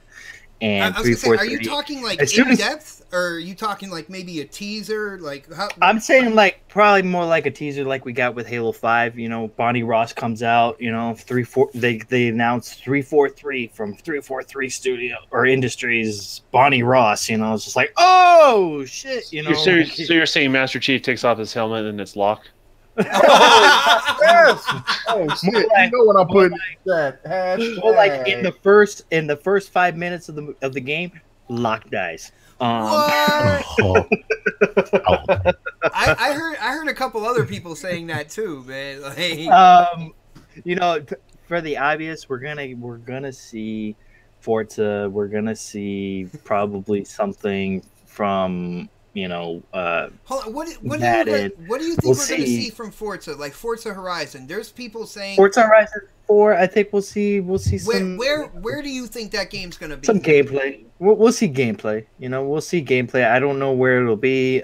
I'm not really buying into all the rumors of going to China or Japan or whatever. Japan. I want Japan so bad right now, yo. I'm just kind of like playing it by ear, just seeing where they go take it. Because I mean, anywhere they take that franchise is going to be awesome. And Forza Horizon has always been more of my type of car racing type. It's going to be the hard simulator. Streets of Connecticut, man. No, that'd be great. I'd be like, that's gonna be the quickest beat down ever, because we're just going just straightaways and a couple of loops and we're out. Hey, we do have I-95 over here, man. I know, Mega, you might not know anything about that. All I know is a crazy highway. Hey, man, we can see the highway out there, get off, and then we'll see a sign of Doug Christie, and we out, Jack. The only thing that K Mega knows is how to bubble bath his feet. No, he doesn't even know that. He has to get Mrs. Mega to do that for him. You know what I'm saying? Dang.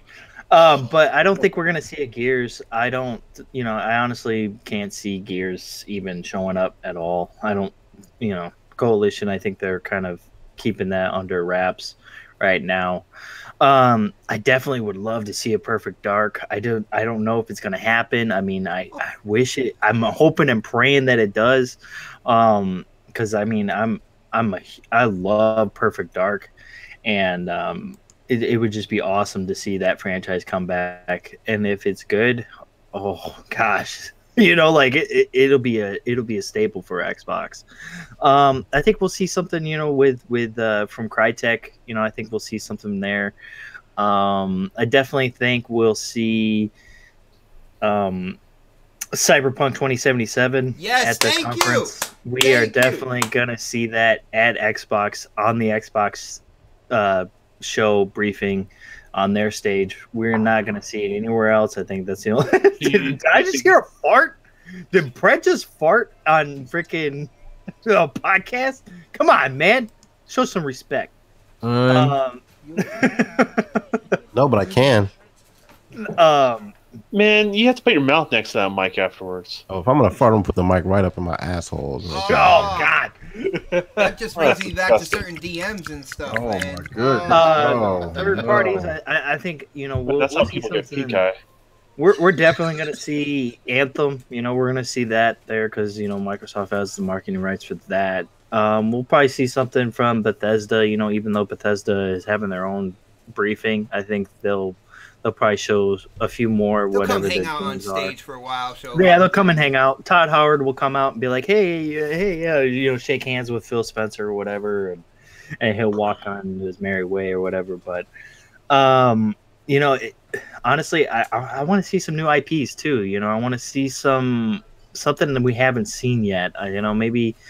Maybe a revitalization of Scalebound, or even something new that we weren't even expecting, or anybody was even it wasn't even on the radar, at all. Yo, Scalebound being made by Naughty Dog for Xbox. How about that one? Oh dude, it would be over. It would be done, dude. But that's not going to happen because Naughty Dog is definitely owned. I think they're owned by Sony now, aren't they, or something like that? Yeah, they are now. Yeah. So that's definitely out of the picture. Third party wise, we'll probably see the typical. We'll see Battlefield definitely because they got the marketing rights to that. It's going to be a good E3 for Microsoft. I think Xbox. I keep saying Microsoft. I know they're part of Microsoft, but they're Xbox. I think they'll definitely show off a lot of stuff that we were hoping for, and I think they'll definitely give us some surprises. And I think I don't know about the whole avatars. That's what he's saying. That's going to be 2 hours. Just new avatars. I don't know if they're going to show off. Honestly, I think that's only gonna be maybe a few minutes. I think they're gonna be like, here are the new avatars, and then they're gonna get right into really the show. I think that might be. What if they have games that you honestly, I think. With? Well, they might show that off too, but I think that's really gonna be like a montage, like they did with the indies last year. I don't think they're really gonna focus too much on that. Dark, Hopefully, they did a Goldblum avatar. Or would you be excited then? as long as he's in the Burt Reynolds pose with his shirt wide open at the chest. Right, at exactly. the That chest. sausage hanging out. Oh. Yep, just hanging. Fred, you're just getting nasty, man. Dick swinging. Oh no! Wow. Oh, I'm talking about the snap. hamburger meat on the chest, man. I'm not talking about penis, damn it. How about penis? I'm talking about hamburger meat on the chest. Oh, Lord. Meat rocket. Oh man, but man, this E3 is exciting. Every E3 is always exciting, but I think this E3 is definitely where Xbox is going to shine. I think, and I think they know they have to here, so they're like, they're bringing out the big boys. I think they're going to bring out some big guns to the table. Why they can't bring big girls to the party? Well, maybe they'll bring some big girls too. All right. Yo, listen to you. Yo, Mega, I do have to say, I was holding the chat here. Yo, shout out to the Geeky Nerd. He said Atriox should kill all of Team Osiris. Maybe let Buck live just to send a message. That's typical green bean casserole gentleman that has that theory. I have Hashtag Locke's not coming back. Hashtag we don't give a damn about green bean casserole gamers. Well, guys, That's Sir X-Man is talking Project Gotham Racing. Future Generation said Battletoads. Huge shout out to the chat right now. You guys are dropping some awesome titles that I would personally love to see on stage at E3 this year. But let's go to K Mega. Mega, you've probably been waiting for this moment on this show. But let us know. Xbox One, 2-hour show, their own building. What's going on in there? Xbox is the best box. Don't none of you haters forget that. There will be no PlayStation prayer package sent to me. They know better. Keep that shit. Nobody wants it. You know what I'm saying? So let's get that out the way. You know what I'm saying? What's happening? What's happening? This is it's like I'm in a Twilight Zone. You okay there, K Mega? What? Yeah, I'm okay. It's just a conference, man. What is Xbox going to bring? Well, I didn't say that. I'm just saying. But calm down. I'm just saying. Don's starting with you because you're ducking him with gameplay. He said. Is that what that is? Or we're battling next week because me not going up against you guys. Yeah, it's going to be. Go head. Yeah, please let me win, so then I don't have to go up against these guys. Okay. Anyway, so let me just go ahead with my predictions. Say hashtag save Lock first. And Team Osiris. You kill Buck off with Atriox. I can deal with that. What? But, you can't take Buck out of there. No, I love all of Team Osiris, man. You know what I'm saying? No doubt. Let's get to this. But I think that the conference is going to be very heavy on Japanese games. I know that there's some people that might be a little fearful of that. Yeah. Choke. What? Well, really? Yeah, I think that they're going to start showing a lot of Japanese games. I think that one of the exclusives. I need to see your papers, sir. I think for one of the exclusives, that's a Japanese title, will be Vanquish 2. That will be coming to Xbox because of the that's going to be huge, man. I'm telling you, man. They're going to show put the power of the X HDR. That game is fire. You know what I'm saying? So there's going to be once they show it off, there's going to be a lot of people that's going to be pretty impressed on it. Of course, this is theory. I think they'll show Halo. I think they'll show a teaser to Halo 6, just like they did Halo 5. And I think that they will show the king of them all, Master Chief. And I'll be happy. I think that they will definitely show some more of, because I think 343 is going to have their own little moment. They'll show maybe something from that arcade, or maybe a little bit of something of what they're doing with Master Chief Collection, which is going to be awesome. Thank goodness that they never gave up on that game, because it's such a phenomenon to me, and I think to a lot of other gamers out there, to have all those games put into one. I think that they also will include Reach into the fold, and everything will be HDR, 4K, all the bells and whistles, and they'll have the online fix. They'll show avatars, of course. They'll talk about Minecraft. I know people might hate to hear that, but thank you for bringing up Minecraft, man. And nobody else said that on the panel. I was It's like, 'cause really? I had it written down. I forgot. Yeah, they're Well, gonna show We that. all kind of expect it, though. Right, yeah. Hopefully they just won't take forever to show it, but they'll do that. They'll also They're talk going to show about the super duper AR and VR. super duper graphics on the Xbox One X, and it's gonna look crazy, man. Yeah, it's gonna look crazy. I'm not caring because I'm not a fan of it, but there are so many other people that are. So they'll also show they'll show Forza, and it doesn't matter to me if it's in Japan or in Hong Kong. The only other place that I could get really stoked for Forza Horizon 4 is if it's in Brazil. That would be fire. Other if it's not, Hong Mega, Kong. when it comes to Japan or Hong Kong, this is why I want Japan, right? One of the biggest downfalls for like the Forza franchise is the amount of aftermarket parts. If they go into Japan, that is the car culture over there. So it would show me that they are fixing that, because there's no way you're going to make a game centered in Japan without really bolstering like the aftermarket part situation. You're referring to like the wide body kits and all that, all the different fenders, I don't know if stuff like that. Yeah, I don't know if they're going to be able to do that with this one yet. I mean, they could. I mean, that I'm not disputing that. But yeah, you would have to do, you know what I'm saying? There would be a lot more drift. There would be a lot more customization. They would have to bring in a lot more, Asian vehicles into the fold. Like Toyota? Just a whole abundance of them. And then on top of that, like you'll have those ugly little, tiny little Asian cars and hybrids and stuff. And I don't know if Forza fans are really going to dig that all that much, but if they do, that's great, because in Australia they had the three-wheeled car, man. Come on.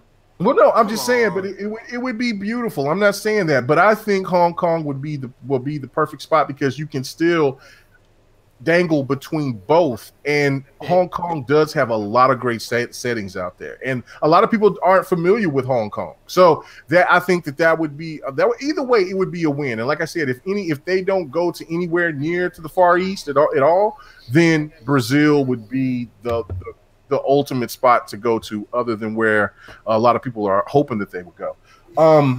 Also, Dark in the chat. Yo, Monkey called him a pony. Dark's like, crawl back to your hole and eat that trash box. Oh man! Yo. Anyway, let me get back on this, man. I do also. All good fun, everyone. Don't get all butt. Nobody's being messy. Take it personal. Hit up his Twitter. Yeah. Go ahead. I also feel that with the Japanese games that I was talking about, I agree with Pred. I think that was Pred that said that they would bring a I think that they would bring a Blue Dragon or a Lost Odyssey 2 or maybe a Jade Empire to come back. I really do. I really think that they will go for one of those three games to come back for Xbox. That would be huge. Because they're also doing BioWare that's doing it though. Well, I think that they're actually maybe doing something on the side with BioWare. If not, what, their B team? The B team? No. Remember that there are some people that left BioWare, and that could be the announcement of a brand new studio that Xbox might have. Good. So you can have some BioWare people that left and came in. On top of that, they could also announce that they have Playground Games up under wraps, and they can show Fable. I think that they'll show Fable. I think that they'll end it with Fable or Perfect Dark. I'm not going to swear like this. I could be 100% wrong, and I'll eat the crow if I am. But I think that game that the Coalition has been working on, that was Shanghai Nights or whatever, is the new Perfect Dark. I think that's what that game is. I really do. And everybody they might have changed it to that now, or I think that was their first strategy, of just having their own solo game, but then they implemented whatever that they were going to do with Shanghai Nights and make it into this new Perfect Dark. I really do. I really do. So also I think that they'll bring out they'll bring out the gentleman that they picked up from Crystal Dynamics. Gallagher. And they'll talk about that, Gallagher, and I think that they'll talk about their new studio for a little bit and what maybe the potential of what they may be working on. I don't think they'll show anything, but then that also they'll definitely show Cyberpunk. They'll have the marketing rights to that, and this is where I think that you're wrong on this, Pred. is that even though this game will be a multi-plat, but I think if they show Kingdom Hearts 3 as die hard as that fan base is, that would generate people to buy an Xbox One, because the difference between the Pro and the X, once they see that game being presented, that game will be amazing, and people will be like, "Man, really I got to go ahead and buy an Xbox." Would really showcase the difference, though, being yeah. I mean, look, wasn't it on their stage last year? No, it wasn't on the stage last year. It was on the stage before last, I believe. And it was just, I think, a lot of cut scenes and stuff like that. The game is still in development. You know what I'm saying? And then it just shows We've a little. Seen a lot more gameplay this year. If you've been see tracking it, man. Oh my goodness. Yeah, and Cyberpunk. Don't sleep don't underestimate that. Don't sleep on that game, because whatever that game, CG Project Red is up there with the best developers out there in the market, with the 2Ks and and with the Naughty Dogs and Santa Monica's and all that. So when they show that behind the X, that's going to look fantastic. I also think that they will they'll do the avatars. I think they'll probably be the boring moment for some people. I also think that that they will maybe show that. Well, this is predictions. Fuck it. They'll show that they'll do a new thing to where it's saying, look, if you buy Xbox Live, we'll include Game Pass. And I think that'll be huge. I think that will be huge. Would it be an adjusted price, or just the $60 for the year? I don't know that part. I'm going to just say. Maybe a different tier, you thinking? Yeah, maybe a different tier. Like if you want Xbox Platinum and there's gold. Xbox Platinum, Xbox, because we all know that they're never going to get rid of Xbox Live. I don't care what. Instead of being gold and platinum, why don't they make the tier like corduroy or something like that?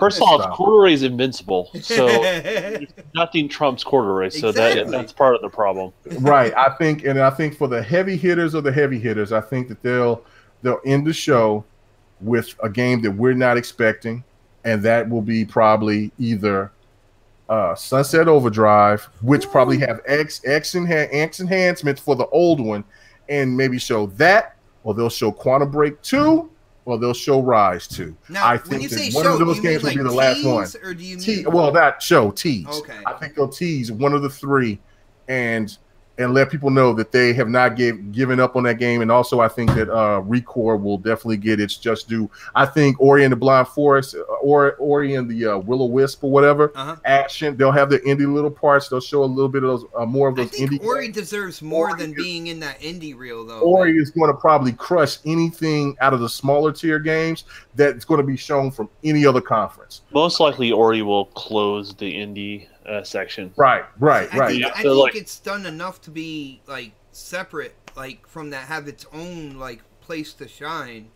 I get what you're saying, but at the same token, like it's a good bookend for those indie games. Like you show that off as the last like little indie thing, and you're just like, okay, cool.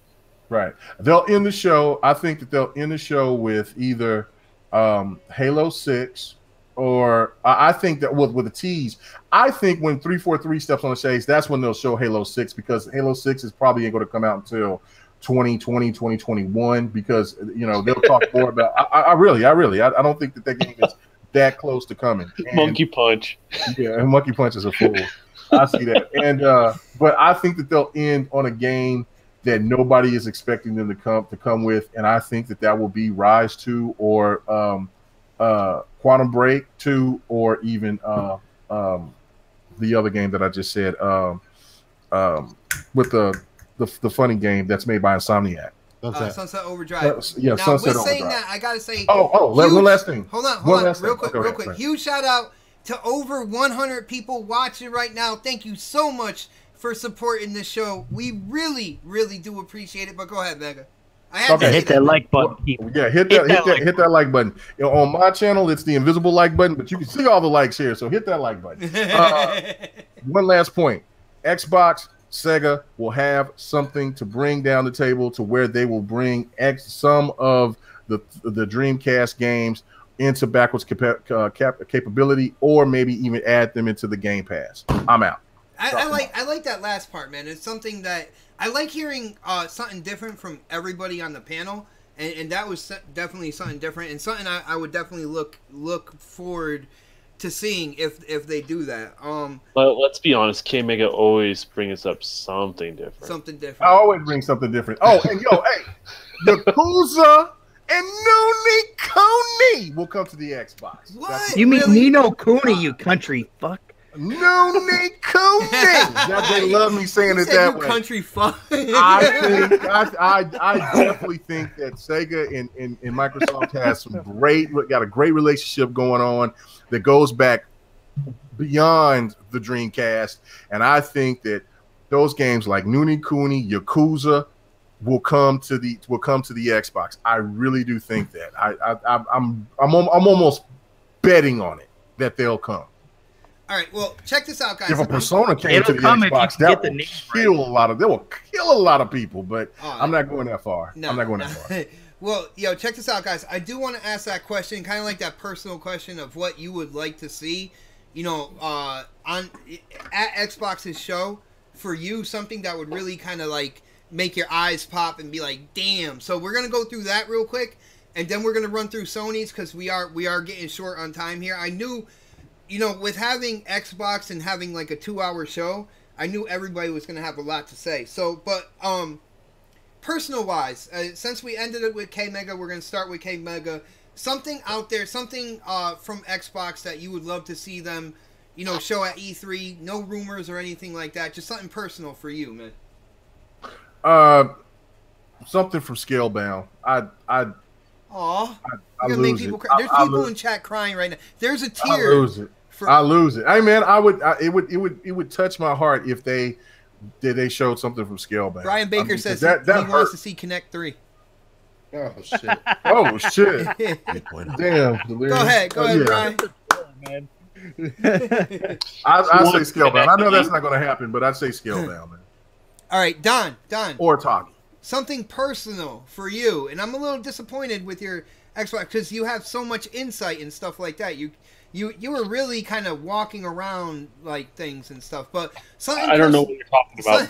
Something personal for you, man, on Xbox's stage. What would it be?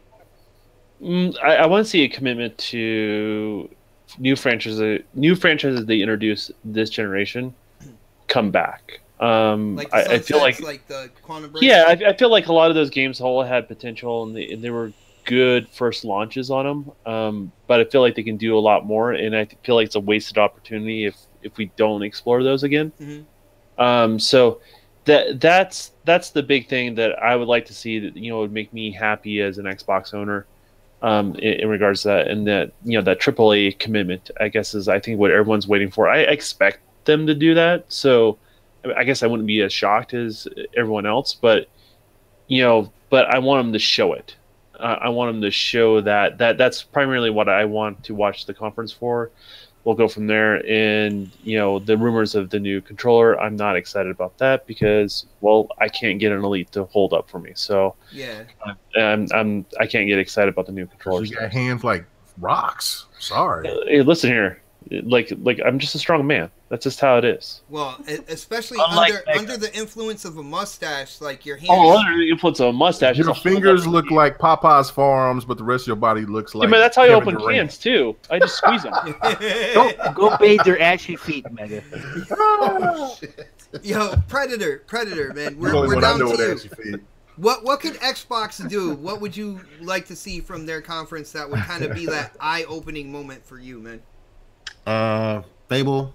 That's my Hell yeah. go-to franchise. I think love you're to going to tease that at the end, by the way. So and it's all speculation right at this point, but I'd love to see them bring Fable back. For me, it's like it's not really what they put on stage; it's what they don't put on stage. There's a lot of shit I don't want to see. I don't want to see. I really don't want to see VR. I really don't want to see the other headset they have.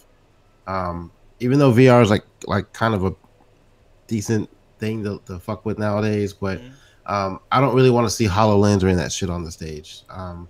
It's not really what they're gonna show. I expect them to bring games this year. I mean, they have to bring heavy hitters this year.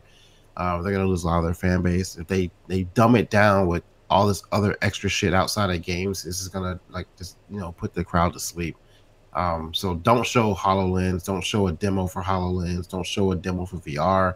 Unless they're really ready to drop VR this year and have a lot of content for it, don't even mention that shit right now. Save that for like another like Gamescom or something like that. Um, uh, like I think for me, the biggest thing for me is really Fable. Bringing that franchise back. And something like Don said, a lot of the franchises that they had in the past, that give them a second shot. I know like whatever happened with Sunset and those games, like those were decent games. They were brand new games on a brand new console, and we didn't give them the opportunity to shine.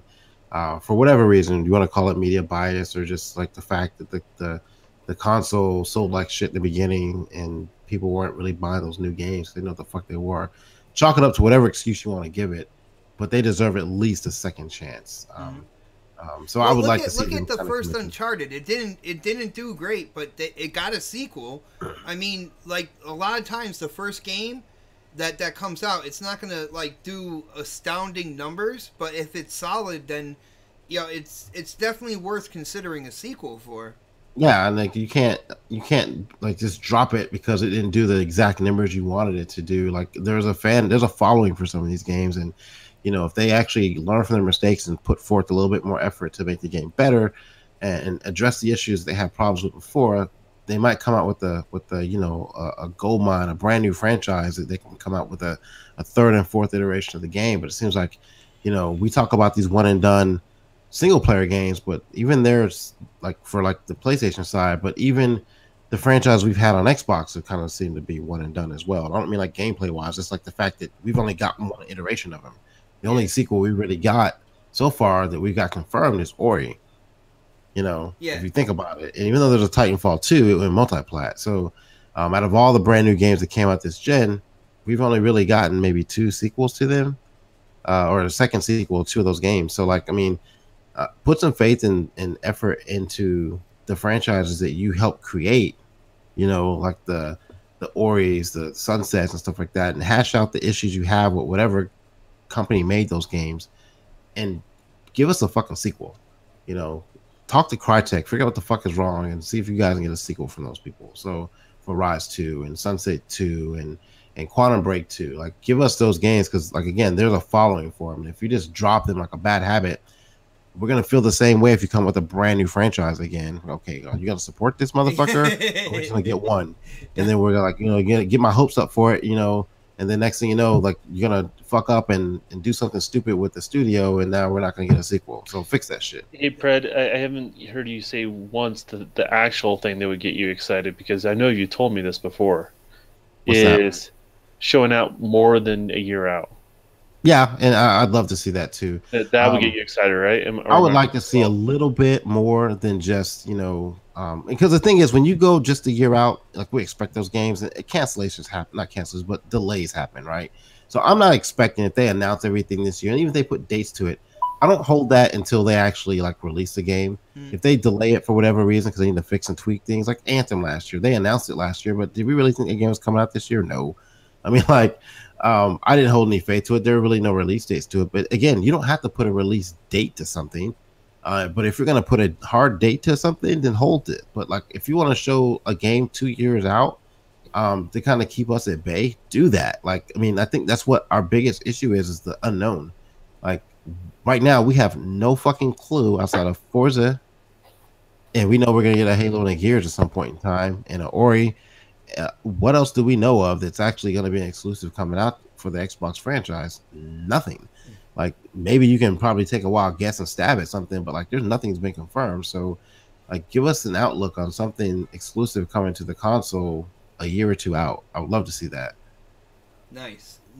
And yo, Dark, what do you think, man? Something personal for you that Xbox can show that would really get you hyped up at E3, man. Oh man, I don't know, man. He said Fire Emblem on Xbox. That's what he said. I heard it. Fire Emblem on Xbox. Oh man, I mean that could be.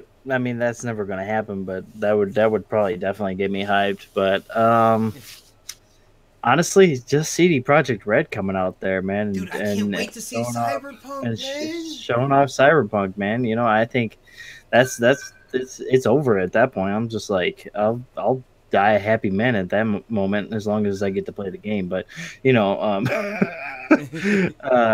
it's just, you know, it's hard to say what they're gonna come out with, and you know, really, you know, these are just predictions, and you know, you can't take anything that we say to heart. You'll see like that. A week down the line, people will start pointing back to next podcast as we said this is going to come out, and we said this.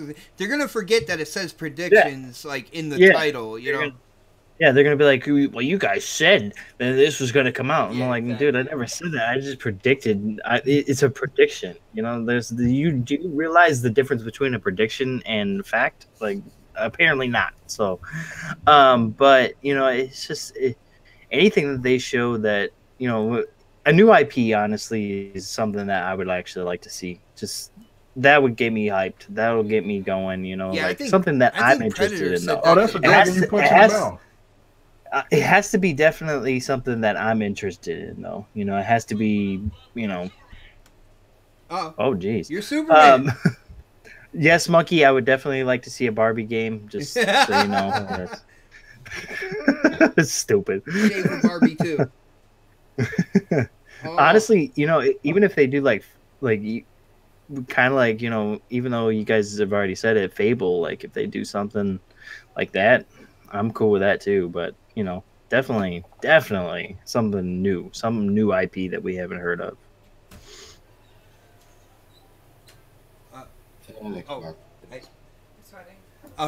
Snaps came in. I didn't know because one of the twins actually got into a bike accident. He got cut up pretty bad, possibly dislocated his shoulder. He is with his dad right now. I guess they're still at the hospital, right? They're waiting to get X-rays. So yeah, that's all part of the experience. Yeah, Don said it's all part of the experience. He should know. He falls off of cliffs for a living. So. No, I mean I've done it in the past. I don't.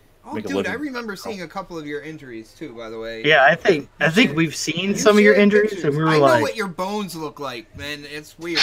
But, yeah, I know what your chicken legs look like. I'm gonna say for Xbox, for me, something that I would love to see. And hold on, I got kids' music playing right now. Jeez. Yeah. Are you throwing rocks at a dragon? I remember I told people about this. I was like, this is not God of War to me.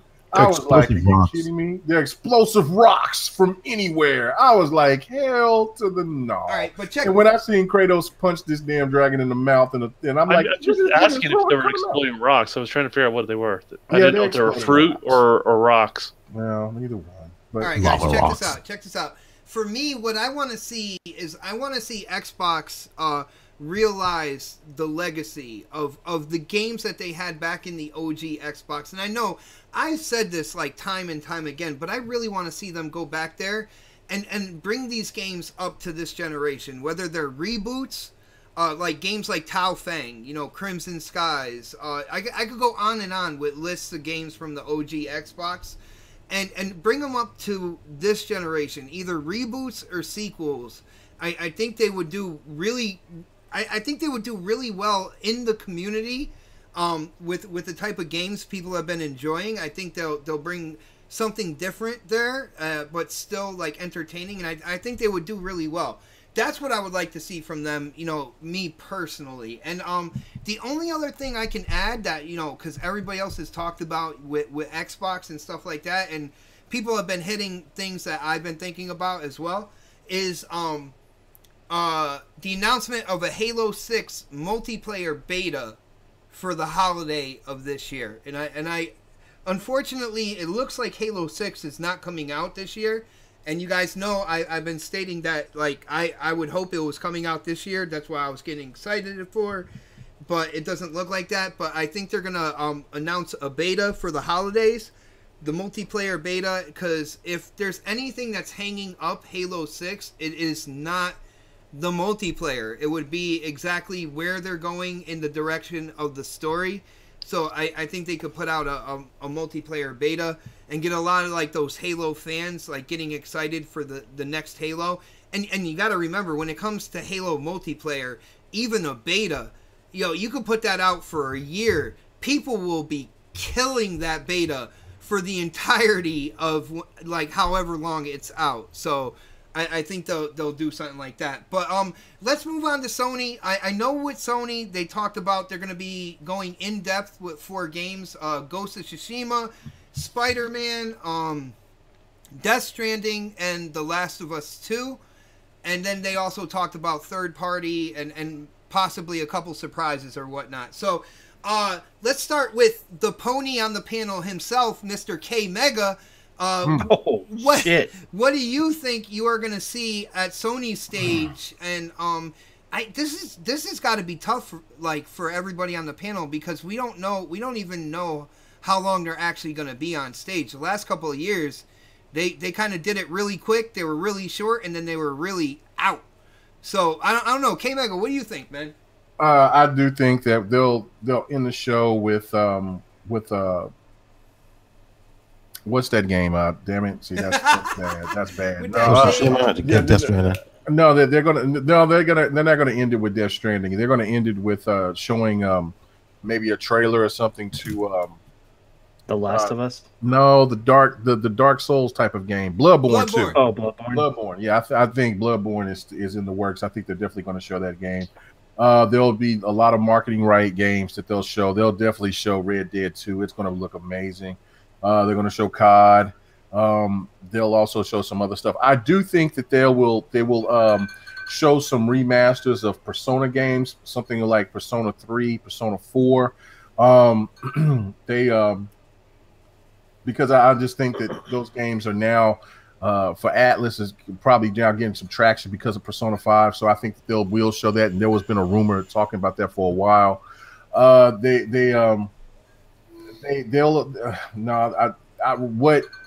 just go ahead and knock this one out the park, so you can just skip me on this. One game that I wish that they would show would be Twisted Metal, but I know that that's definitely not going to happen. That would drop the mic for me for PlayStation if they showed some Twisted Metal.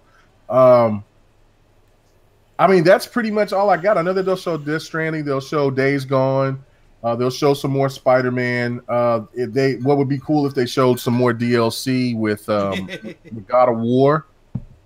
If they were showing like some extra content with that, because that game's got so much success. They said no DLC with God of War though.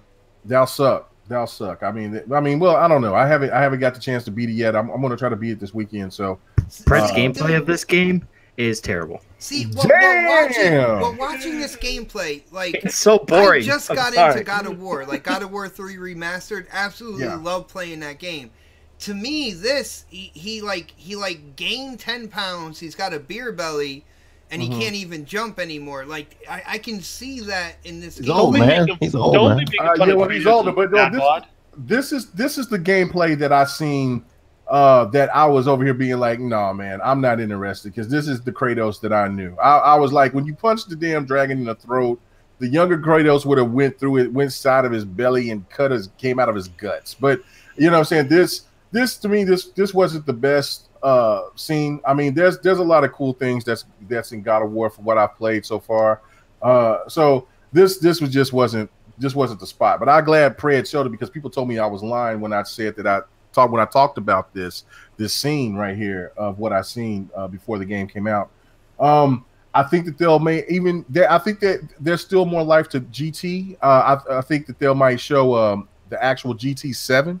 You know what I'm saying? Because Sport seemed like it's going on sale. Also, they'll show support to some indies, and they'll I don't know, man. That's the whole thing. The only new game that I can see them at, they'll show VR, of course. But the only new game that I think that they'll really show that's really going to be huge to them is going to be Death Stranding. I mean, not new game, but Death Stranding, Days Gone, and Bloodborne. Bloodborne 2 will drop the mic for Sony. Dude, I saw that hour of Days Gone. After watching that hour of gameplay, I gotta say, like, first off, it's a lot more. The physics on the zombies and everything are a lot better than when they first showed that game, which I got to give them props for. Second of all, like, I gotta say, I have an interest in that game, depending, like when it comes out and stuff like that. Like, I'm gonna keep my eye on that title and see like what more they show of this game and stuff. But as of right now, I got an interest in Days Gone, man. Yeah, I mean, it would be cool. I mean, Sony is gonna their presentations with what they show for their exclusives is going to win over anybody and everybody because it's Sony right now. It's the hot thing going.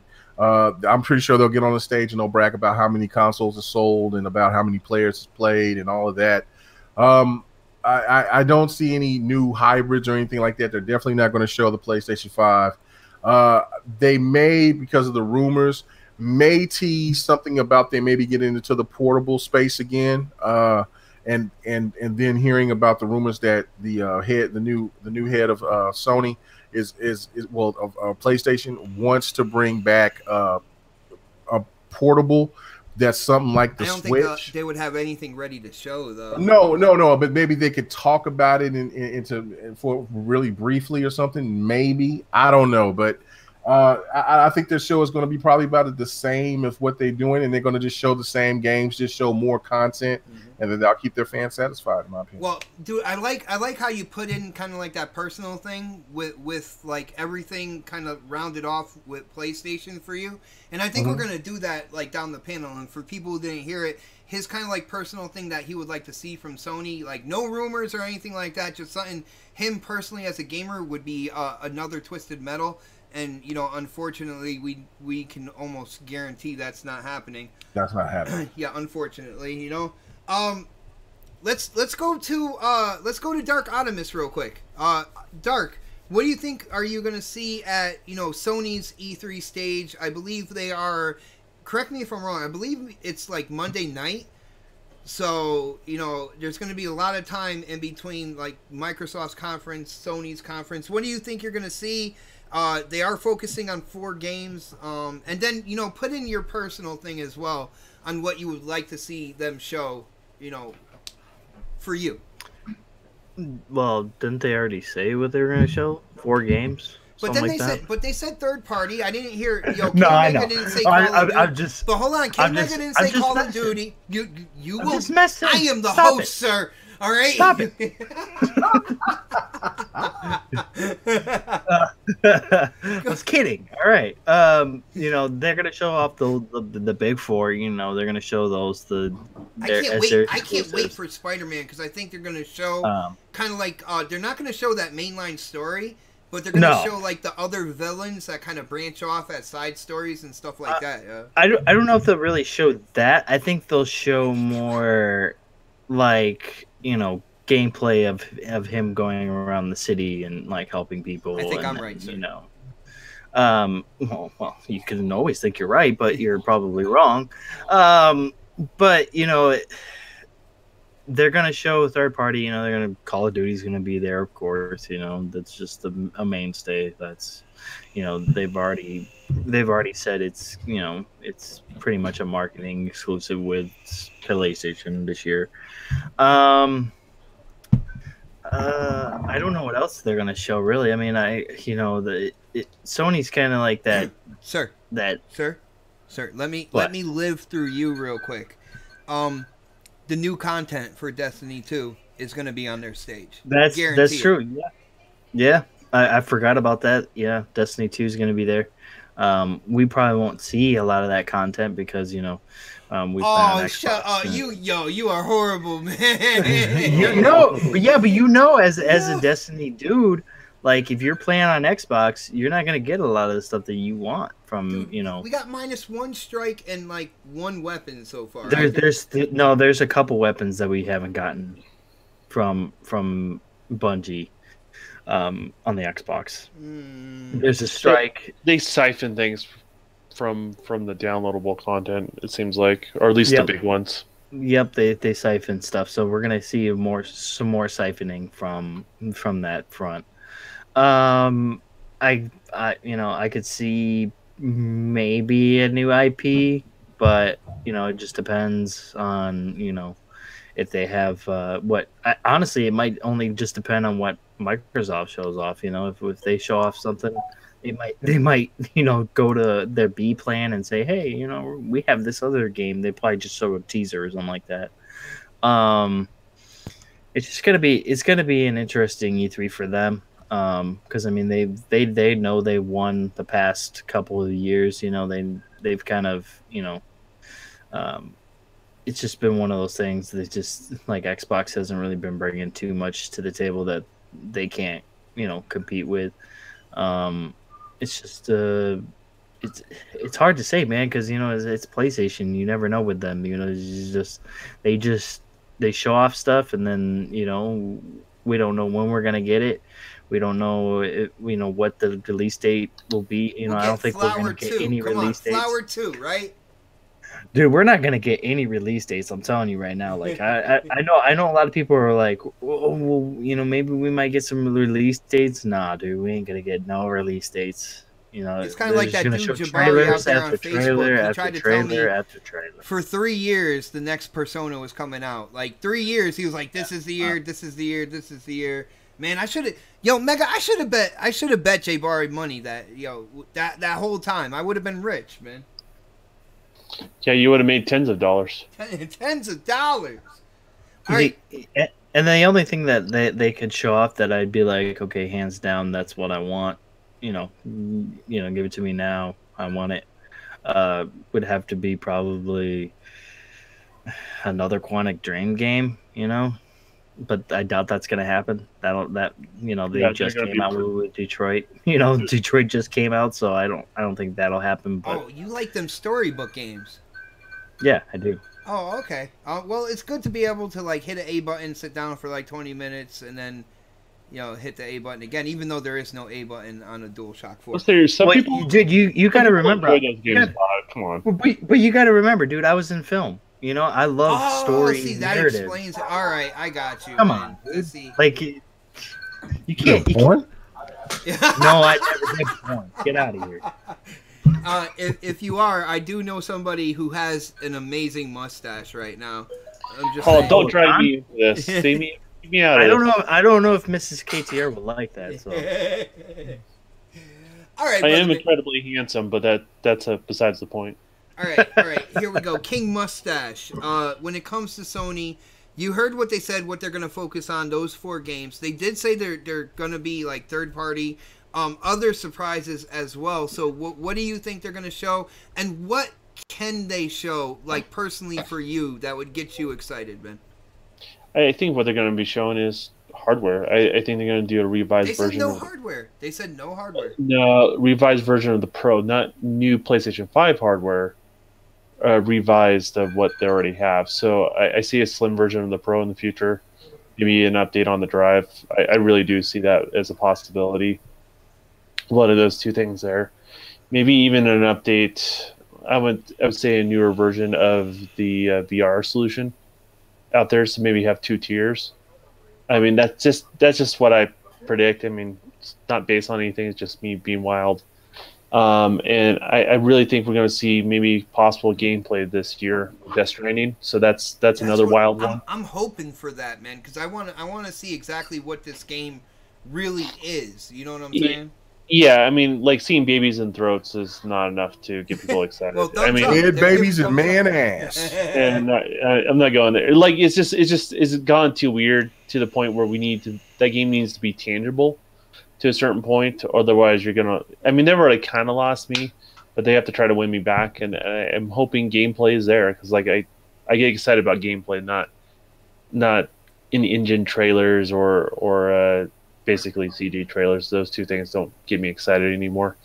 And then outside of that, I think there's a bigger commitment to their third party this time around, and I don't think they're going to be releasing anything else down the road until probably Paris Week or the VGAs. I think they're keeping something in their back pocket for those events or PSX. Huh. It's kind of what they did last year, right? Like last E3, they kept a lot of stuff in their back pocket, and all of a sudden, the Paris PlayStation show came experience wasn't that great last year. I think But it was I'm the year saying the before. Paris show is one where you got a lot more, I don't right? even remember about the Paris show. The Paris show, like, you have to dig for information on that and everything. So, But that's what I'm saying. I think they're going to take a similar approach. They're going to hold something in their back pocket for those shows. all right.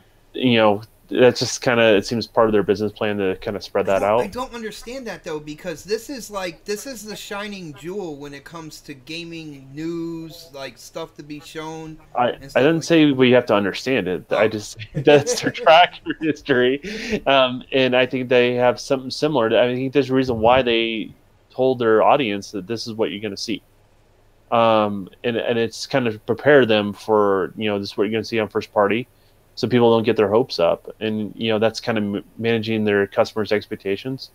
But I think there's a lot of, I know third party, they weren't 100% happy last year with not being able to have some time on their stage, and I think this is a recommitment to that as well. I think that's what we're going to be seeing. So all those marketing deals, I think they're going to double down on a lot of that stuff. So we're going to be seeing that Destiny 2 content like crazy. I mean, Destiny 2, how much time can that really take? Oh, yo, you guys are such haters, man. Well, it's not a new game, right? It's DLC versus no, but it's Red big. Dead. It's big DLC. They're talking like I'm thinking an expansion pass again. Let it be known that Bot is a tether hunter. So listen here, Bot's attitude will totally change by the time Destiny 3 comes out. When we see these downloadable contents, he's going to be like, "Oh, okay, it's going to be this. It's not going to be something huge." Yeah, it won't be anything. Yeah, exactly. Like he's striking a gun. He's not. Yeah, he's not. Lowered expectations. Well, that's because you haven't been in the Destiny community that long. So you know what? And you know what? To hear all the saltiness from you guys, I'm glad I wasn't. Okay. It's not saltiness. It's just like we have certain expectations based upon their previous performance. Okay. Yeah, exactly. You know, and it doesn't mean you can't enjoy it. It just means like I don't expect like earth-shattering stuff from Destiny right now. Like it's just gonna be more of what people want from Destiny, and it's not gonna be as big of a content. How do I always make it a Destiny like discussion? I have no idea how I do that. Yeah, stop that. But that's what I'm saying. Like they're not going to see a lot of that. I mean, they'll spend some time on that, but it's more of their other third-party deals of big games coming out this year. And I think a lot of what we've talked about, we don't know there's still a lot of games we just don't know about. As a matter of fact, I know you guys don't know about right now. Ooh, so they're you heard that, people? So I mean, so you guys are going to get some surprises this year, and that's from third party especially. So is it Thumbing Simulator? I'm not going to say yes or no to. Are we going to see Project Pinnacle? No, the earliest you'll see that's possibly next year. Ooh. Oh, I'm excited for that. That was the next podcast exclusive right there. And Don, did you say something that like personal for you that they can show that you would get excited about, man?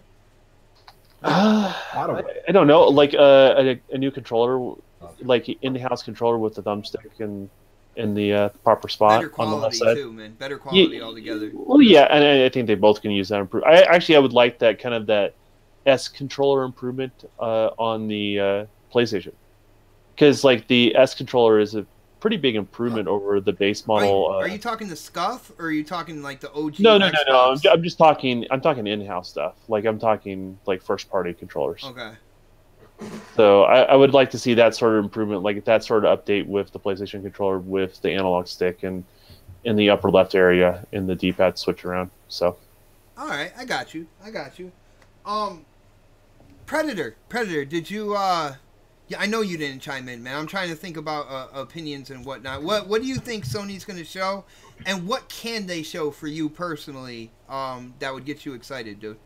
I'm gonna keep this short and sweet for the sake of time here, and I really can't. You guys extra long tonight, yeah. Yeah, I really can't disagree with what anybody else has said so far. I mean, obviously, gonna show the big four. I think it's gonna be real heavy on third-party stuff. I think the biggest thing you'll see, I don't say the biggest, but one of the wild surprises you may see is maybe an upgrade to their OS on the PlayStation 4. Maybe you're going big. Maybe they announce their name changes or something like that. You can change your fucking gamer tag or something. I don't know. Would that be an E3 like announcement though, man? I don't think so. I'm throwing shit out there because I can't really give any more information what anybody else has given so far because I kind of agree with what everyone's said so far. I really think it's going to be really heavy on Parappa the Rappa reboot. Come on, man. Yeah. Even though I did like that game. Yeah. I really don't think there's going to be any huge surprises, but I do think they have more than just one conference lined up. They might have a B team conference ready to go if depending on what Microsoft does. So they've done that like the last 2 years, 2 or 3 years. They've changed up their conference last minute, especially with them having a full night to do it. I think if Microsoft hits them really hard with something, they're going to come out and maybe decide to drop information on something they really weren't planning on releasing any information about in the first place. So no surprises, I don't really think. Spider-Man, Ghost of Tsushima, same shit y'all named before. Maybe 1 or 2 teasers for a game that we haven't heard about. And my wow factor would be SOCOM. They bring that back. Nice. Now, Pred, I gotta ask you a question. Like, this is my own personal opinion, but is it crazy that out of the 4 games they say they're gonna focus on, the one I'm least interested in is The Last of Us 2? Like, I don't know, man. How do you feel about that? I didn't play the first one, so I really can't really comment on.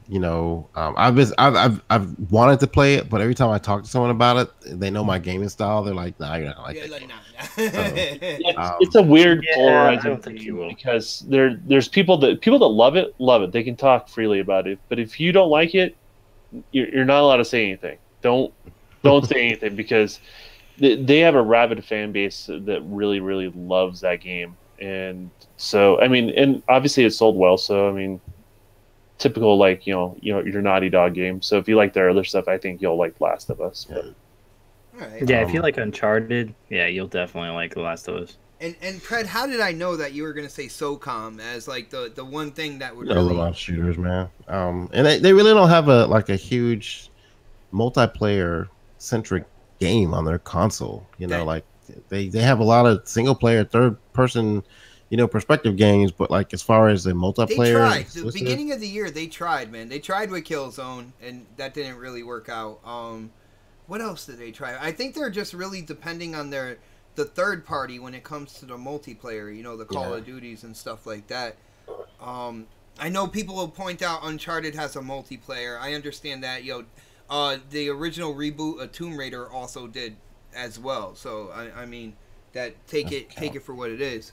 But one thing I would love to see from them, and it's not just something exclusive to them, but when it comes to games like Fortnite and Minecraft and stuff like that, Sony, get with the times and be a part of this whole crossplay thing. The industry is moving that way. People will still buy your box no matter what, even if crossplay really turns out to be a thing across a bunch of different titles. People are still going to buy your hardware. There's no need kind of like, even holding your consumer back, because when it's all said and done, because you're not doing the whole crossplay thing with Minecraft, the people that play Minecraft on your system aren't getting the latest updates and stuff like that when it comes to that game. So you guys really, I would love to see them kind of get with the program, get with the times, and just let it happen. You know what I'm saying? It's not going to do anything in terms of their console or anything like that. You're just pretty much, you're taking away an opportunity for the gamers that prefer your platform, and you might want to rethink that situation. Other than that, guys, I thought we had a great, E3 prediction show. I know Pred, I'm surprised I didn't get any memes or anything. Like how Crap does with Mooch when we go over on Crossfire. I think you might start doing that to me. But all in all, I think we had a great, prediction show. We didn't go through on the other ones like EA, Bethesda, and stuff like that. To me, those are going to be kind of like icing on the cake when it comes down to it. I feel like people tune into E3 for the big three. What happened? What I do? Oh, freaking 24-hour live stream. And shout out to the chat, because ever since YouTube switched up kind of like how you do the streaming and everything like that, the live chat, like when people tune in afterwards, they can actually watch and see what you guys have said, like, as the show went on and stuff. Yeah. So you are a part of the show as much as, you know, everybody here on the panel, as much as this killer gameplay that's going on right now. I'm just saying, you haven't fallen once, so Yeah. I'm gonna tell you this right now, but It's I an have this auto. memorized by now because you've played the same gameplay each time. No, this is different. No, this is the same one. No, it's not. Dude, I can show you Totally all. the same one. Go on my Xbox Live. You can see all the Let different me clips. let me guess. You're on a snowy mountain flipping Yeah, well, around. I And tell you you- this right you- now. Oh Snaps is kicking y'all's ass today. Well, guys, talking about Ratchet ass hopefully she's H1Z1. tuning in. Oh. Hopefully she's tuning in because I'm going to say one thing that she poor man's absolutely loves. PUBG. Like a 40-year-old with a comb over, we got to get these plugs in. So we're going to start off with Dark Animus. Dark Animus, why don't you let people know where they can get a hold of you and what you've been up to, man? Yeah, you guys can find me on Twitter at Dark Animus. You can also find me on Xbox Live at the same name. You can also now check me out every Thursday on TSGP. That is the saltiest gaming podcast at 6 p.m. Pacific, 9 p.m. Eastern. And you can also check me out here every Saturday, making fun of K-Mega. Yeah. I don't think we would have it any other way, man. And yo, cool to see you on Salty. I'm definitely gonna check that out. Salty is he's part of the extended family for the next podcast, and it's cool to see him and his channel grow the way it has in such a short time, man. Mega, you ready with that Dead Sea Scroll? You're gonna unravel it and let everybody know where they can get a hold of you and the 50 billion shows that you do per week, man. Yeah, well, I mean, I haven't done a lot of them here lately. You've been trimming it down a little, yeah. Yeah, I've been trimming it down a little bit, you know what I'm saying? But yeah, you could definitely catch me on the GRG podcast every Friday night after Crossfire, 8:30 Central, 9:30 Eastern. I think it's 5:30 Pacific. You definitely catch me and the team there. Thanks for the support. Also, BGST every well, hell, I don't know if it's Sunday or Mondays, whenever we do it. You know what I'm saying? So you can catch me there. Also, I'll probably be on the multiplayer this coming up week. So get ready for that fun. And then still trying to go ahead and get the Dev and the Gamer. We were supposed to do it the other day. Didn't happen. So we were supposed to do it, I think, last night. Didn't happen. So we'll get it. Hopefully sometime during this weekend. If not, then we'll get it eventually. So, and the sports podcast that I'm trying to work on, man, is all about scheduling and trying to get it together. So, everybody's eager and ready to do it. It's just trying to get everybody together. So, hopefully after the holiday, we can maybe. By the time you do that, man, basketball gonna be over. Oh well, no. And there's still plenty of stuff to talk about. We can still talk about. Even if the playoffs were over, we still talk about the NBA playoffs, about everything else, about the NFL, you know what I'm saying, hockey, all that. You know what I'm saying? We'll just talk about whatever. So, oh man, I want to get into a heated conversation over hockey with K Mega. All right, man, you can go ahead and do it. I mean, you know what I'm saying? I mean, my Penguins, they lost. Actually, I would actually pay to see that. Hey man, I don't love hockey like I love basketball or football, but I mean, you know what I'm saying? And then we'll talk about some boxing too. I mean, because there's some big boxing fans that's going to be on the crew. So, I mean, we'll try to touch on a little bit of everything. I mean, you know what I'm saying? I'm not a huge baseball fan until the playoffs, but and then my Padres ain't doing shit for the last. Well, it's because the Padres suck. So. Yeah, the Padres have sucked since Tony Gwynn. But anyway, let's go ahead and move on. Right. Yeah, thank you guys. No doubt. Yo, Predator, it's time to get those plugs in, man. Let people know where they can get a hold of you and what you are up to. Oh, big shout out to Intro Media Gaming. Longest fucking outro ever. Shout out to Intro Media Gaming. Shut up. Predator_HOS, basically everywhere. Like I said, I keep it short and sweet because I know we've been here for fucking ever. I'm gonna start my podcast up again on Sunday mornings here pretty soon. Once I get these kids situated from the summer, give it another week or so, and you'll see the Xbox After Party back on Sundays again. Nice, brother. Yo, Don, are you there, Don? Don, stop looking at the mirror at your mustache, man, and let people know where they could get a hold of you, dude. It's speaking to me. Anyway, so Yeah. So, oh man, I even stole myself out on that one. Anyways, so yeah, the best way to see what I'm up to is follow me on Twitter, which is @thedon_KTR. I will be doing a video this weekend under the influence of the mustache. Of course, I keep the mustache going all the way up till E3, and it keeps me on my toes and all that good stuff. So.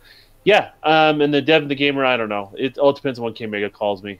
So it's kind of when I'm free, and then when put up the Don signal. Let's go. Yeah, when he's not too tired to do it, right? So, yeah. That being said, yeah, let's get going. I'm tired. Yeah, definitely. Yo, huge shout out to everybody who hung out with us. This is a once a year type thing. You know, when it comes to predictions, you have to go through. You know, the big three, it takes time, and huge shout out to the chat. You guys have been absolute fire, been hanging out with us for over 2 hours, and we really do appreciate it. I'm not pulling my Bill Clinton, man. But anyway, let me say, like I say every Saturday, we will check you out next Saturday for the next podcast. Have a great weekend, everybody. Good night, everyone. Man, everyone's got... You can't fight the friction.